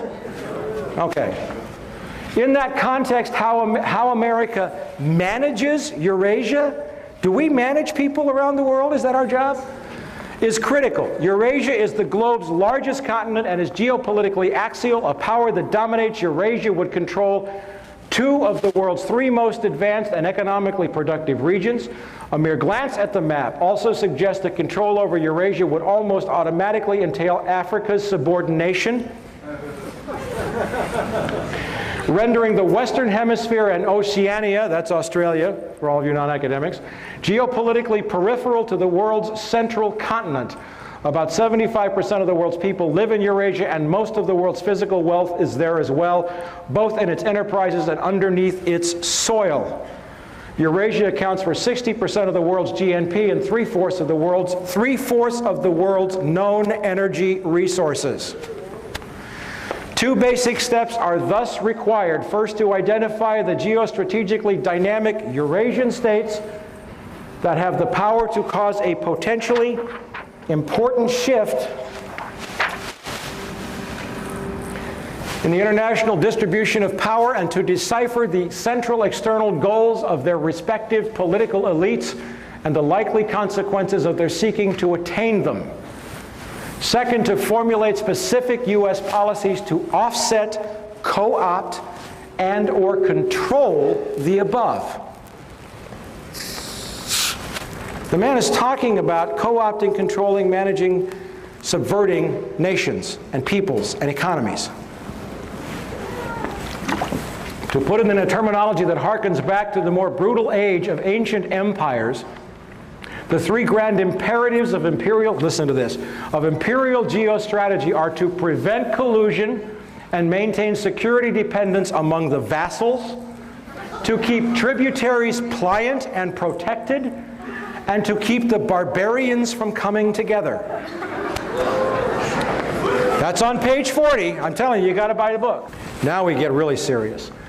On page 95, Uzbekistan, with its much more ethnically homogeneous population of approximately 25 million and its leaders emphasizing the country's historic glories, has become increasingly assertive in affirming the region's new post-colonial status. He saw the first step in this as diminishing the ability of Russia to reassert the dream of the Soviet Union. All the stands in Central Asia were once part of the Soviet Union. The borders were drawn arbitrarily by Lenin and Stalin. And he saw one of the most important steps was to prevent Russia from asserting any control in the region, which we did. You know how we did it? Over the last decade, thanks to Goldman Sachs, the Harvard Endowment, the US Treasury and the Federal Reserve, the World Bank, we looted $300 billion out of the Russian economy. $300 billion. I was there. The Russian population was, what, 64 million at the fall of the Soviet Union. The population of Russia is today 145 million.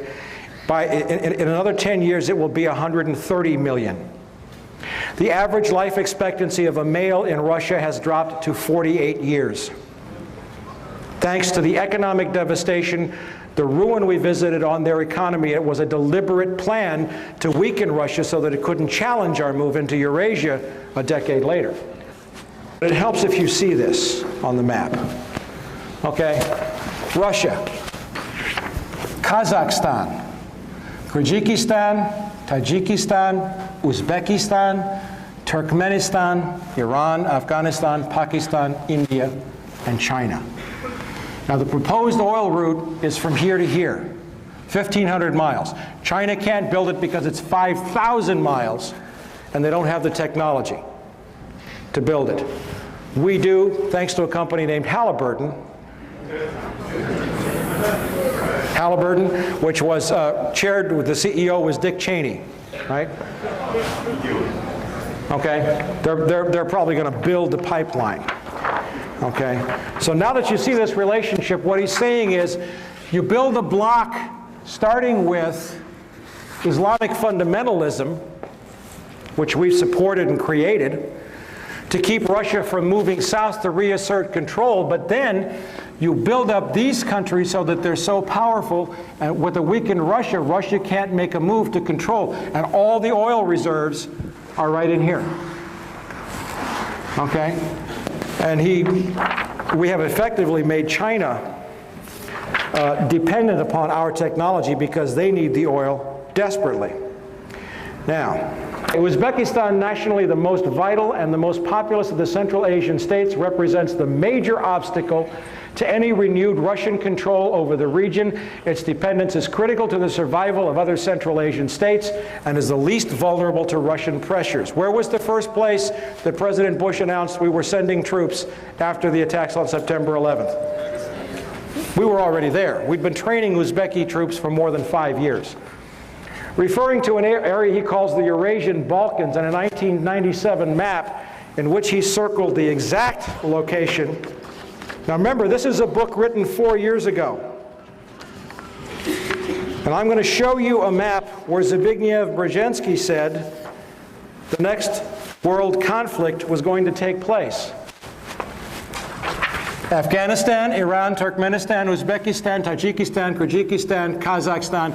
This is where he said 4 years ago the United States, in order to sustain its precarious, that's my words, economy, would have to control that to maintain its role as the global superpower and to become the world's only superpower.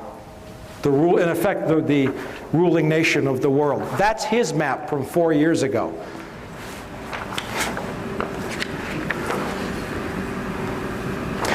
Referring to an area he calls the Eurasian Balkans and a 97 map in which he circled the exact location of the current conflict, describing it as the central region of pending conflict for world dominance, Brzezinski writes, moreover, that the Central Asian republics, are of importance from the standpoint of security and historical ambitions to at least 3 of their most immediate and more powerful neighbors, namely Russia, Turkey, and Iran, with China also signaling an increasing geopolitical interest in the region. And he really lets his hair down. More important as a potential economic prize, an enormous concentration of natural gas and oil reserves is located in the region, in addition to important minerals including gold. Didn't know about the gold, did you? The world's energy consumption is bound to vastly increase over the next 2 or 3 decades. Estimates by the U.S. Department of Energy anticipate that world demand will rise by more than 50% between 1993 and 2015, with the most significant increase in consumption occurring in the Far East, China. The momentum of Asia's economic development is already generating massive pressures for the exploration and exploitation of new sources of energy in the Central Asian region, and the Caspian Sea basin are known to contain reserves of natural gas and oil that dwarf those of Kuwait, the Gulf of Mexico, and the North Sea. Once pipelines to the area have been developed, Turkmenistan's truly vast natural gas reserves augur a prosperous future. He's talking about the pipelines. Without sustained and directed American involvement, before long, the forces of global disorder. Global disorder? You mean democracy? Global disorder could come to dominate the world scene, and the possibility of such a fragmentation is inherent in the geopolitical tensions not only of today's Eurasia, but of the world more generally.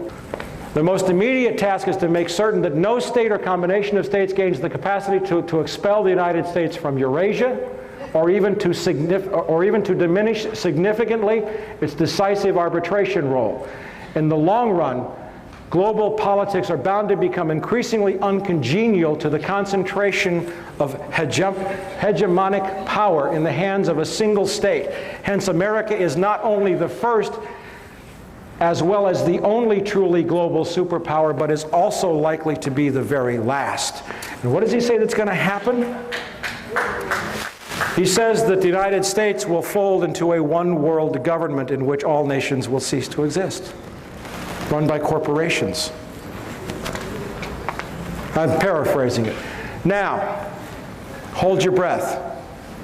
Very last pages in the book. Moreover, as America becomes an increasingly multicultural society, it may find it more difficult to fashion a consensus on foreign policy issues except in the circumstance of a truly massive and widely perceived direct external threat.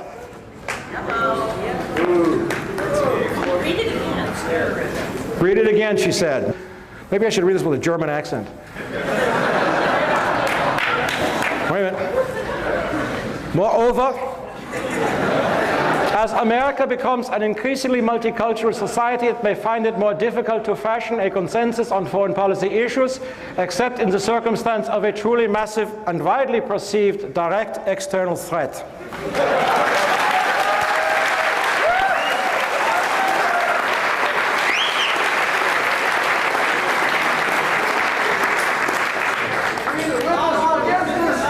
Listen, I want you to know that the Third Reich did not lose the Second World War. It just changed venues. Now we're going to close with a summation. And you all are still with me. Nobody's fallen over in their chairs, right? Can I have a minute to take a hit off my Pepsi here? All right, now I'm going to run you through a timeline, which is what a detective would do for a prosecutor. I'm going to run you through a series of events with some information that's absolutely going to curl your socks, or something.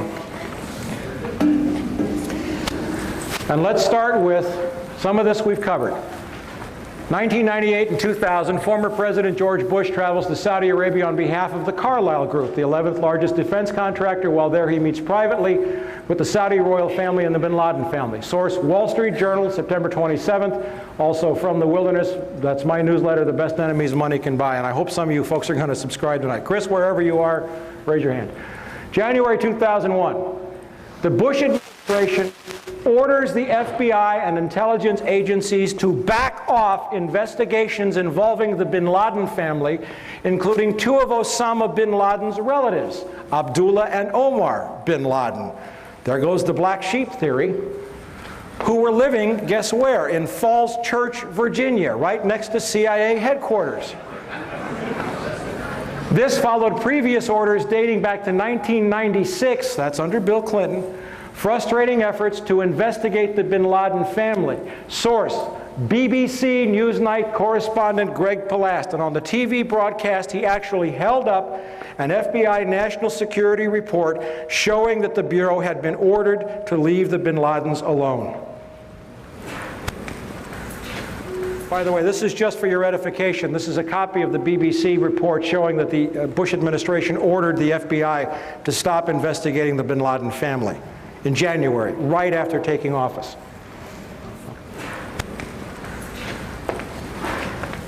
February 13th, UPI terrorism correspondent Richard Sale, while covering a trial of bin Laden's al-Qaeda followers, reports that the National Security Agency has broken bin Laden's encrypted communications.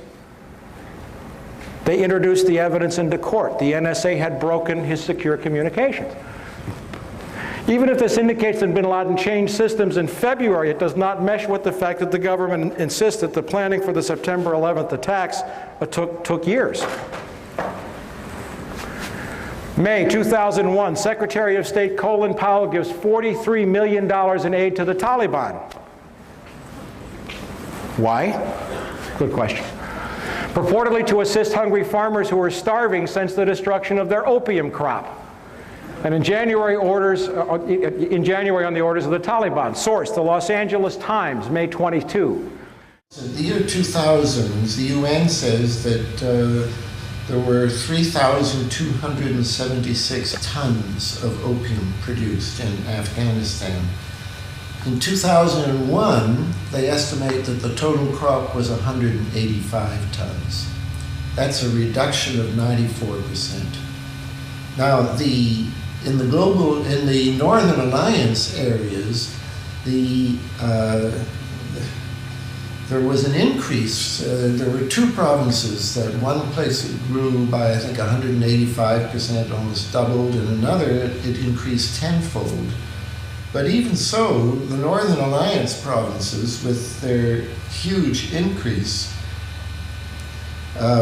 they were 90% of this year's crop, but 90% of 185 tons is not enough to offset. There was a net loss of 3,100 tons of opium, and that would have been such a fantastic improvement in the world opium scene.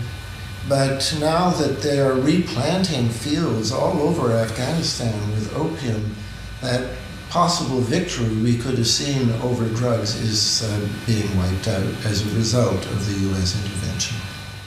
May 2001, Deputy Secretary of State, one of my favorite guys in the whole world, Richard Armitage, a former Navy SEAL who used to go on kill missions in Laos and Cambodia, who has been dealing drugs for most of his adult life, who was involved in Iran-Contra and death squads, and who has been around this world as a covert operative, goes to India at the same time while the DCI, the CIA director George Tenet, travels to Pakistan.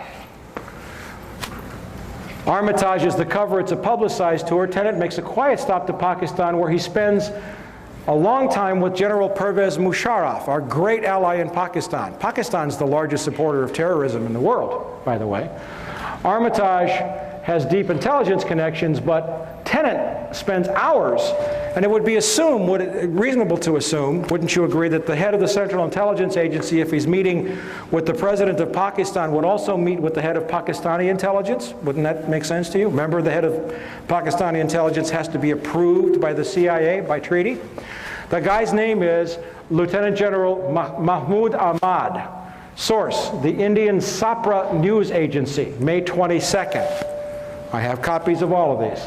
My $1,000 is safe. June 2001, German intelligence, the BND, the Bundesnachrichtendienst, warns the CIA and Israel that Middle Eastern terrorists are planning to hijack commercial aircraft to use as weapons to attack important symbols of American and Israeli culture. Source, the Frankfurter Allgemeine Zeitung, that's a great newspaper in Germany, September 14th. July 2001. 3 American officials, Tom Simmons, former U.S. ambassador to Pakistan, Carl Inderfurth, former Assistant Secretary of State, Lee Coldren, former State Department expert on South Asia, meet with Pakistani and Russian intelligence officers in Berlin and tell them that the U.S. is planning military strikes against Afghanistan in October. A French book, La Vérité Interdite, discloses that Taliban representatives often sat in on the meetings. U.S. is going to the Taliban, now get this, and says, we're going to bomb you to smithereens in October. Could we call that provocation? Historically, there is a model. Franklin Roosevelt shut off the Japanese from oil supplies in the late 30s and early 40s to provoke them into attacking Pearl Harbor. Sources, The Guardian, September 22nd, the BBC, September 18th, and the Interpress News Service in Pakistan, November 16th. Summer 2001, according to a September 26th story in Britain's The Guardian, correspondent David Lee reported that U.S. Department of Defense official Jeffrey Starr visited Tajikistan in January. The Guardian's Felicity Lawrence established that U.S. Rangers were training special troops in Kyrgyzstan at that time. And there were unconfirmed reports that Tajik and Uzbek special troops were training in Alaska and Montana.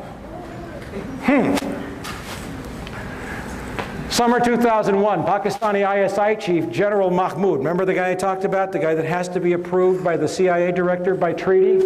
You're going to love this. Pakistani ISI chief General Mahmoud orders an aide to wire transfer $100,000 to Mohammed Atta, the lead hijacker.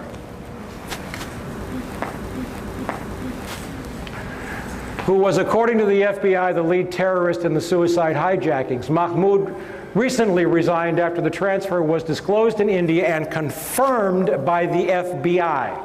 Source, The Times of India, October 11th.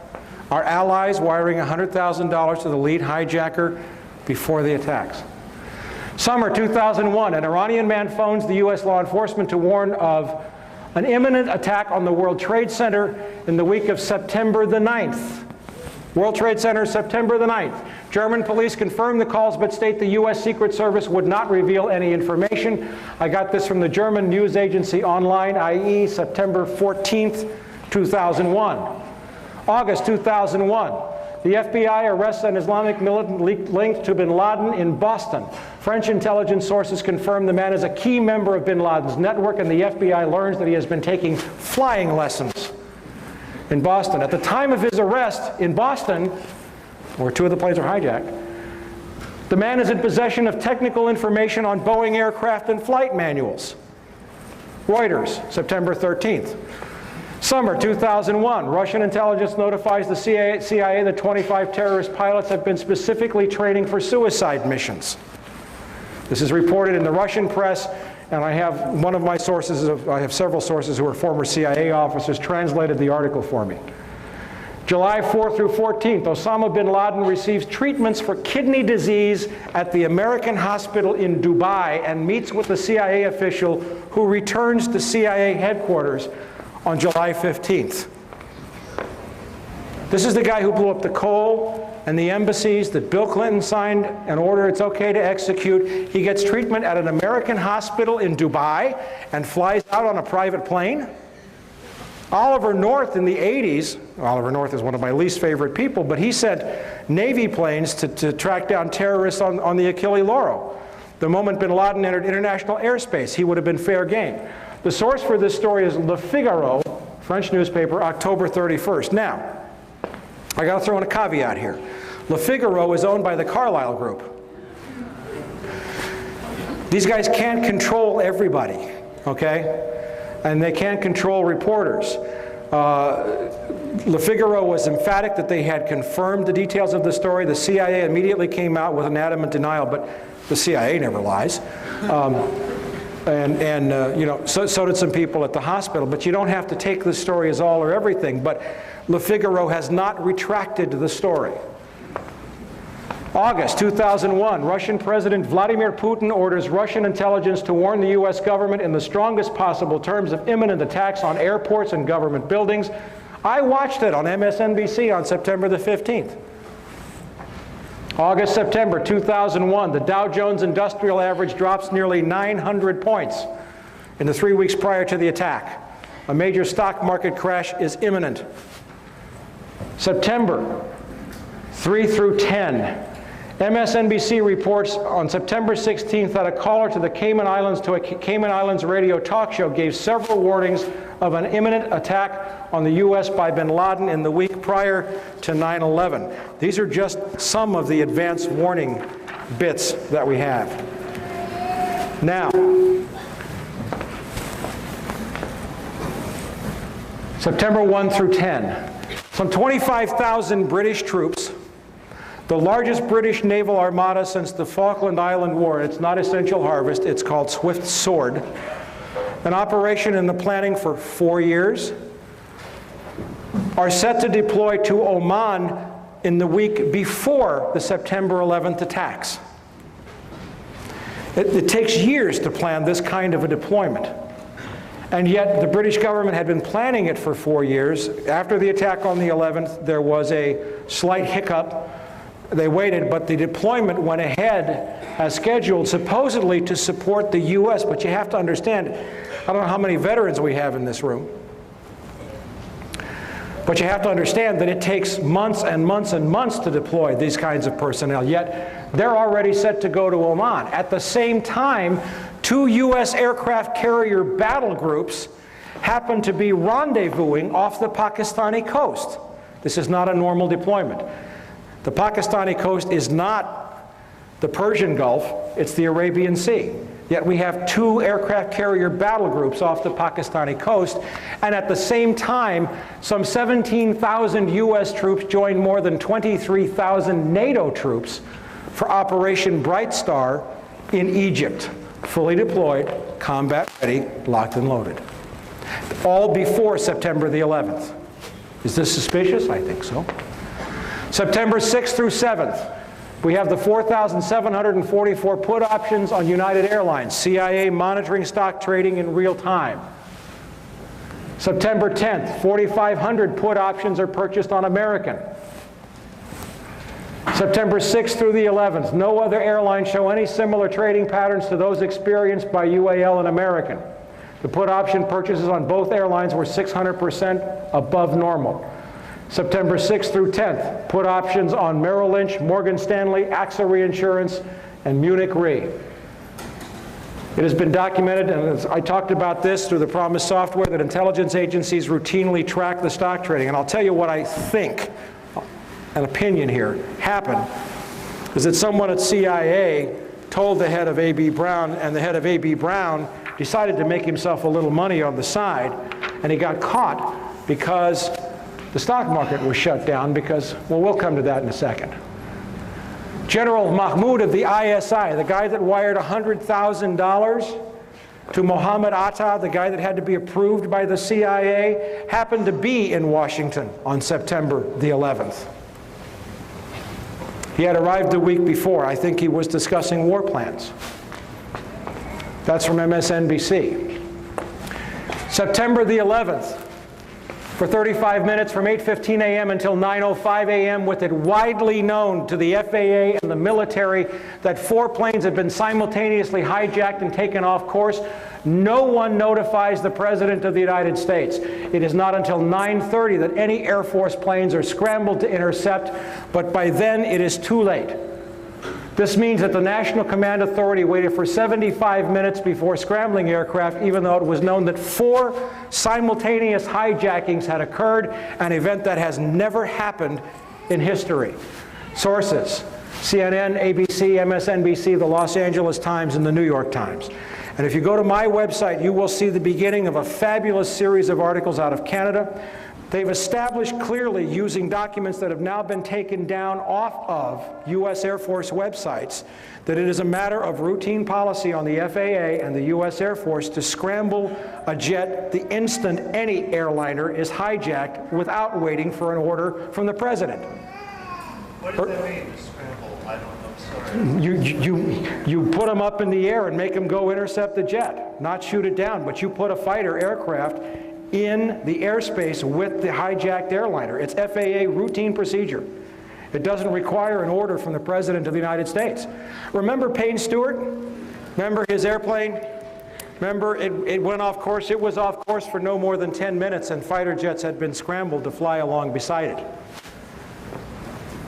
Now, if we have 4 simultaneous hijackings, why were no planes scrambled to intercept those planes for 75 minutes?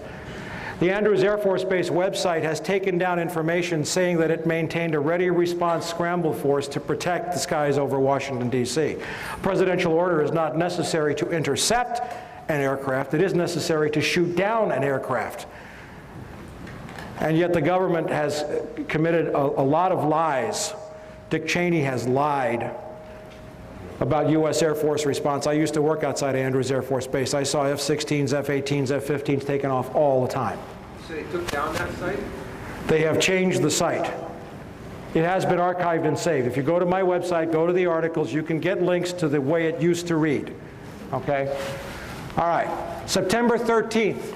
China is admitted to the World Trade Organization after 15 years of unsuccessful attempts. The vote was taken, it was just ratified about a week ago, but that was the vote. Nobody noticed. September 15th, the New York Times reports that Mayo Shattuck III, the head of A.B. Brown in the United States, resigned effective immediately without explanation. The insider trading, September 15th was the first day that the stock market opened after the attacks. September 29th, the San Francisco Chronicle reports that 2.5 million in put options on American Airlines and UAL are unclaimed.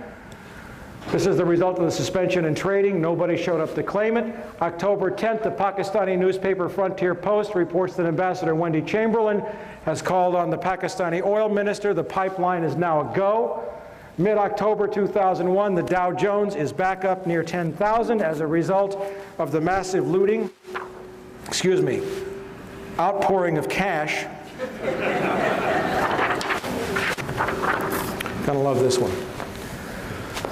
One of my dearest causes in the whole world, I have a couple of monthly columns in magazines, one of which is High Times, believe it or not. And, that's a strange thing for an ex-narc who hasn't had a beer or a joint. I've had no mind-altering chemicals in 18 years. It'll be 19 in January. I'm a recovering alcoholic, and I work a lot with men in recovery. I've written more than 30 articles on the subject of drug addiction and recovery for the U.S. Journal of Drug and Alcohol Dependence, and I can tell you that drug addiction is a medical, social, and spiritual problem. It is not a criminal problem.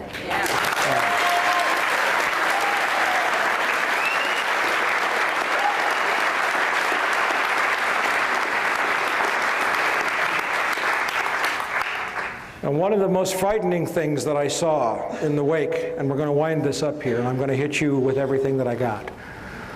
One of the most frightening things that I saw in the wake of the attacks was a story that showed right here, this is from the New York Post, that the two companies, most of you know that some 30 to 40% of the prison inmates in this company are housed by private corporations who trade their stock on Wall Street based upon the number of human beings that they're housing in prison. That's what our economy has evolved into. We are a search and destroy economy. A snake eating its own tail is not nutritious, yet that's what we're doing. And I saw that the stocks of these two companies, Corrections Corporation of America and Wackenhut, went up 300% in the, 2 weeks after the attacks. And not only that, you read this story, and there was an urgent request outside of the budget for 40,000 new prison beds. That's before the next year's budget. Now, does anybody here think there are 40,000 Islamic terrorists in this country? Who are those beds for? I'll tell you when I get there, you know? Okay? But the Bureau of Prisons budget request next year is supposed to ask for something, and this is not confirmed, but I've heard on the order of 400,000 new prison beds. Maybe more. Do you have that on your site? What I just showed you was in one of the issues of the newsletter on the site, yes. Now, in January of this year, when the Bush administration took office, these are the folks that brought us savings and loan with Lockheed Martin, DynCorp, looting $2 trillion out of the Department of Defense, $59 billion out of HUD. That's to sustain this bubble, to maintain the grip on power of this CFR trilateral group that has taken us into a war for Central Asian oil before the age of oil ends. And in January, I said, they're going to go after Social Security. You mark my words. The savings and loan was just a warm-up. And here I find this story, or this letter, written to the Honorable Daniel Patrick Moynihan, who is the head of the President's Commission to strengthen, Newspeak, Orwell, strengthen Social Security. And the letter is from two members of Congress. It's from Henry Waxman, I don't have the second page, and one other member of Congress. And you know what they're saying? You've locked us out of your meetings. You're having closed-door, classified meetings on Social Security. We're the members of the Ways and Means Committee that are charged with Social Security oversight, and you have locked us out of the meetings. Does that scare you? It scares me. They've just been writing letters so far. Hey, listen, I'm going to come to this, but, you know, there's a few bright lights on the hill. They aren't fully bright yet, but there are some people speaking out. And in the wake of the total assault on American civil liberties, Patrick Leahy, forgive me, had the temerity to write 6 letters to Attorney General John Ashcroft demanding that he testify before the Senate Judiciary Committee on such matters as military tribunals and Ashcroft's unilateral decision to begin wiretapping attorney-client conversations in terrorist cases. And he said, I demand that you respond to me in writing. I think it was by the 13th. Well, he got a response in writing, but it was an anthrax letter.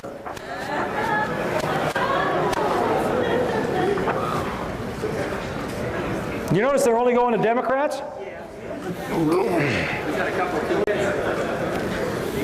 All right, now let's look at this. H.R. 3162, the Patriot Act. Hey, let's hear it for the Patriot Act.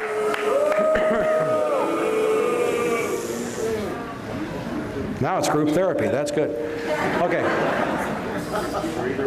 In the most recent issue of From the Wilderness, we covered some of the highlights or the lowlights of this bill. And I want you to listen to me very closely. This is your Constitution.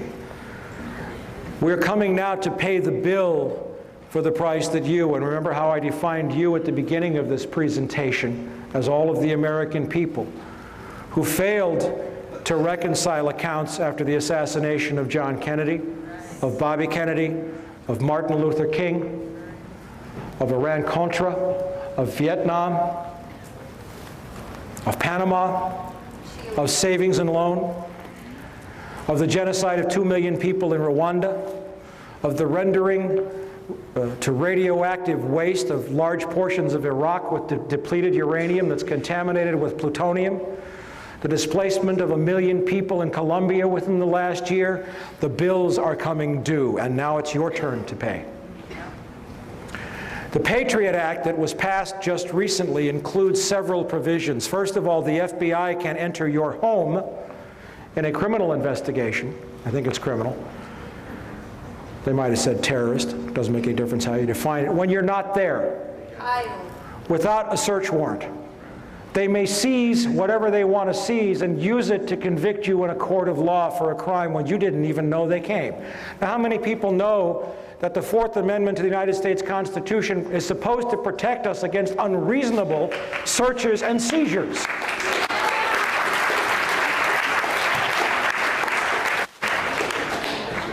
The Patriot Act also permits the CIA to share its intelligence files with local law enforcement. Now, what does that mean? Everybody knows the agency's been wiretapping people illegally for a long time.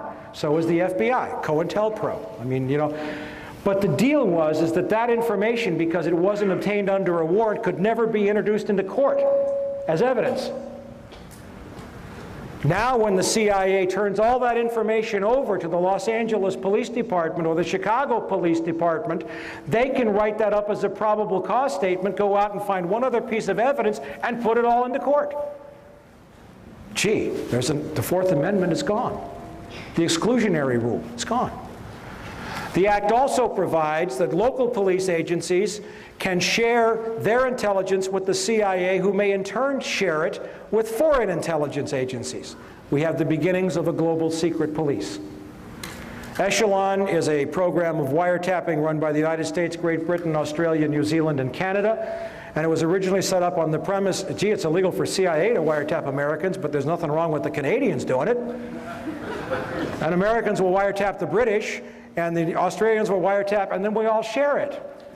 That's Echelon. And now all that information now under the Patriot Act can now be used in terrorist criminal prosecutions. And it's going to get worse for you in just a minute here, if it isn't bad enough already. Okay. In addition, the Patriot Act allows cops to search for judges. You don't have to go to a judge in your jurisdiction. You can go to Joe Friendly judge, thereby cutting out any judge that might refuse a warrant because it's not illegal. Or because it's illegal, excuse me. Now we have John Ashcroft saying he's going to wiretap attorney-client conversations in terrorist cases. Terrorist cases I'm only going to do it, I swear, involving cases of terrorists with foreigners. Now, the Fifth Amendment to the United States Constitution says that we have an absolute right against self-incrimination, and protected communications are those between an attorney and his client, a husband and his wife, a priest or a spiritual leader and his confessor. Gone. We have President George Walker Bush announcing by fiat, and it evoked a stirring series of editorials by conservative columnist William Safire, that he will now have military tribunals to try terrorists, could be held here in the United States. And in those military tribunals, they don't have to reveal evidence if it's in the interest of national security. They don't have to disclose the voting. They don't have to publicize the trial, and the person convicted can be executed even if 1/3 of the officers disagree. The Sixth Amendment to the United States Constitution provides the right to a fair and speedy trial, the right to confront one's accusers and to examine the evidence against him. Also, under the Patriot Act, it is legal for the FBI to come into any business on a terrorist investigation and seize all of the business records. And what's more, there's a clause in there that says that if it's your business, you can't tell anybody that the FBI was there, or they can lock you up. There goes the First Amendment, the freedom of speech, part of the First Amendment. Now, people who read this, who want to defend the Bush administration, will say, good grief, they wrote a sunset clause into this. It's supposed to go away after 4 years. Well, if you read the sunset clause, and it's in my last issue of From the Wilderness, there's a provision in there that says this clause applies except for in any case where the investigation was begun before the sunset clause takes effect.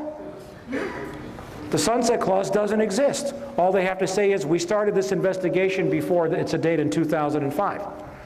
And there is no sunset clause. There is no Santa Claus, maybe. This is just the beginning. I didn't become a policeman to break laws. I became a policeman to protect people and to enforce laws. In the article in Insight Magazine, it was mentioned that you didn't get a chance to read the bill completely before you had to vote on it. Is that true? You know, that is interesting because a lot of people are fascinated with that possibility, and it is true. And they think, well, is this the first time that's happened? And I say, no, anything that's important, that's the usually way they do it.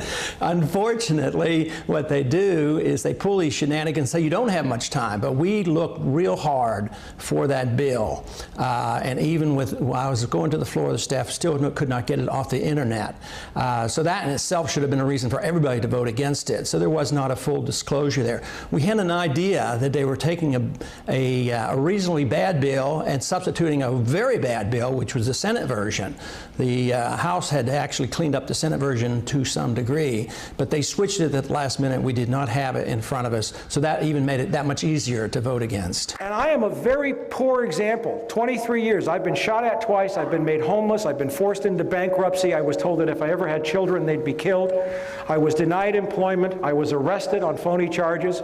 I've had all of that in 23 years, and yet my sacrifice pales by comparison to some brave men I know. And I'll mention two out of dozens that I know. One is Celerino Castillo, a DEA agent who lives in McAllen, Texas, in poverty, who watched the CIA loading planes full of cocaine at Ilopango Airfield in El Salvador, who confronted Vice President George Bush then, and who was told to leave it alone. It's a White House operation. The DEA forced him out and almost killed him like Serpico. And the other is a Marine colonel by the name of Jim Sabo, who caught those CIA C-130s flying cocaine onto his base at El Toro Marine Air Station and was murdered because of it.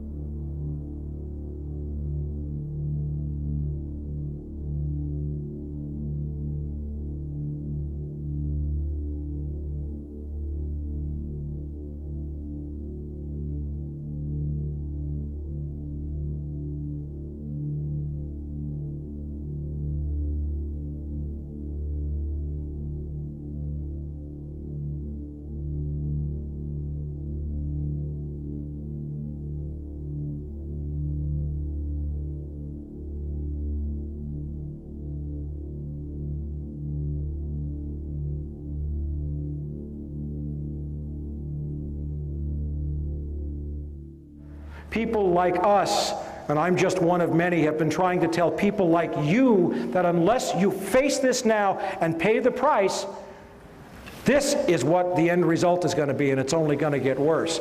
Catherine Austin Fitts has a great saying, if we can face it, God can fix it. But it can't happen until we face it. Now let me show you what's on the drawing boards. This is being debated right now. Model State Emergency Health Powers Act as of October 23rd. This goes in conjunction with the 300 million doses of smallpox vaccine that are being ordered. This is an act that will give state and local governments the right to seal off neighborhoods, herd people into stadiums, close down all transportation, water, and communications, seal off everything, suspend the Constitution, seize property, and suspend the writ of habeas corpus. All justified under a supposed threat of massive biological warfare. This is being debated right now.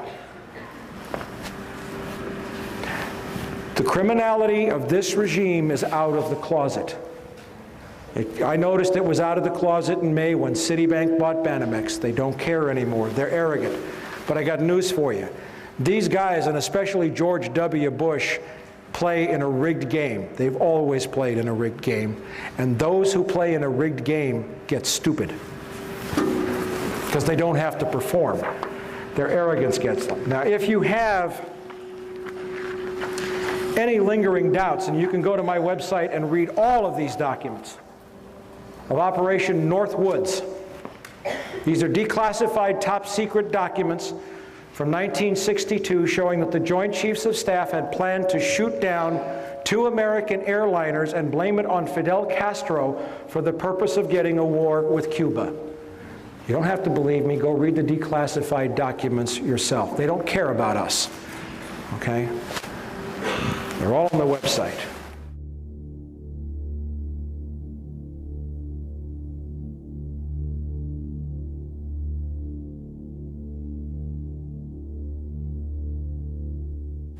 The victorious warlord set to open opium floodgates. The Northern Alliance is planting opium poppies hand over fist, and the CIA will control that drug trade and control the money to keep the bubble on Wall Street afloat. Now, I want to leave you with a couple of thoughts.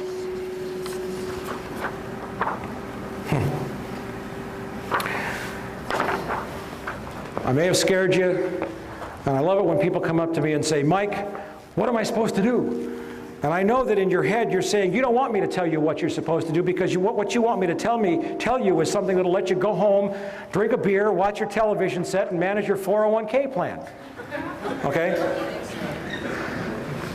Yeah, you can write, and I got to tell you, From the Wilderness, my newsletter has doubled in size since September the 11th. And you know what I'm doing with the money? I'm hiring reporters and I'm writing more stories. One thing you can do.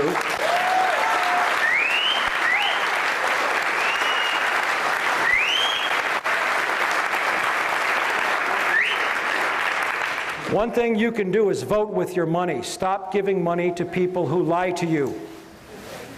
Okay? Now, I'll give you a little word of inspiration. I'll give you, this is a comment on the Patriot Act. It says, our forefathers would think it's time for a revolution. This is why they revolted in the first place. They revolted against much milder oppression. And who said it? A Republican Congressman, Ron Paul of Texas.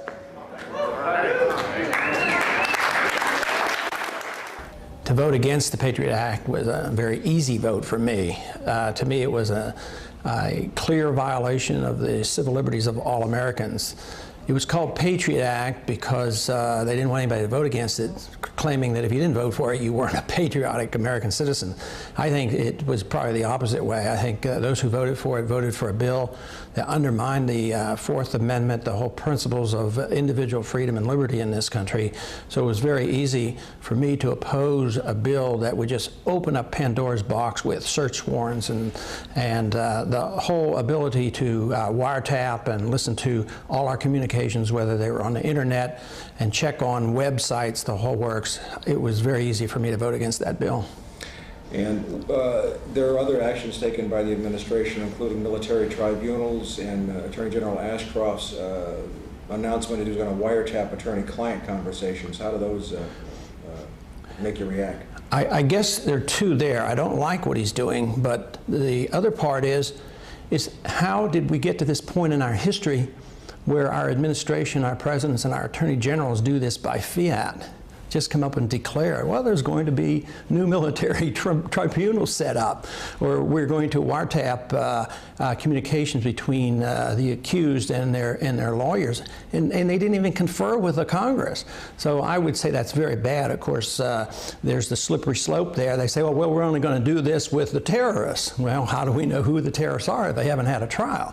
So the whole thing is just outlandish for a country that pretends to protect the rights of the accused, and we challenge other countries like Peru in recent years for setting up these type of tribunals. So I think that moving in this direction is a serious challenge to the whole principles of the 10 Amendments and the Constitution. For all the FBI agents in the audience, a revolution can be anything, but I will tell you this, that a revolution, according to Thomas Jefferson, James Madison, Monroe, and all of the founding fathers, is my divine right.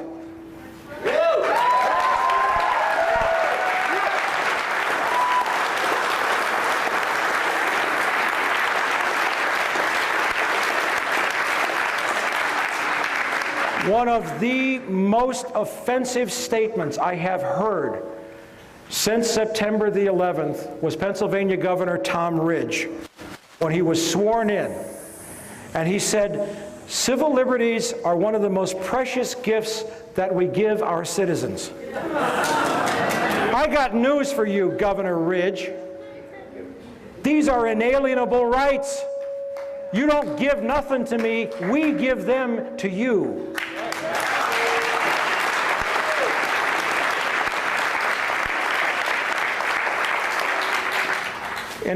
During the Civil War, Abraham Lincoln suspended the writ of habeas corpus, and it led to one of the most powerful and most important trials that ever reached the Supreme Court of the United States. The case was Ex parte Milligan. And this is what they had to say. They said, the Constitution of the United States is a law for rulers and people equally in war and in peace, and covers with the shield of its protection all classes of men at all times and under all circumstances. No doctrine involving more pernicious consequences was ever invented by the wit of man than that any of its provisions can be suspended during any of the great exigencies of government.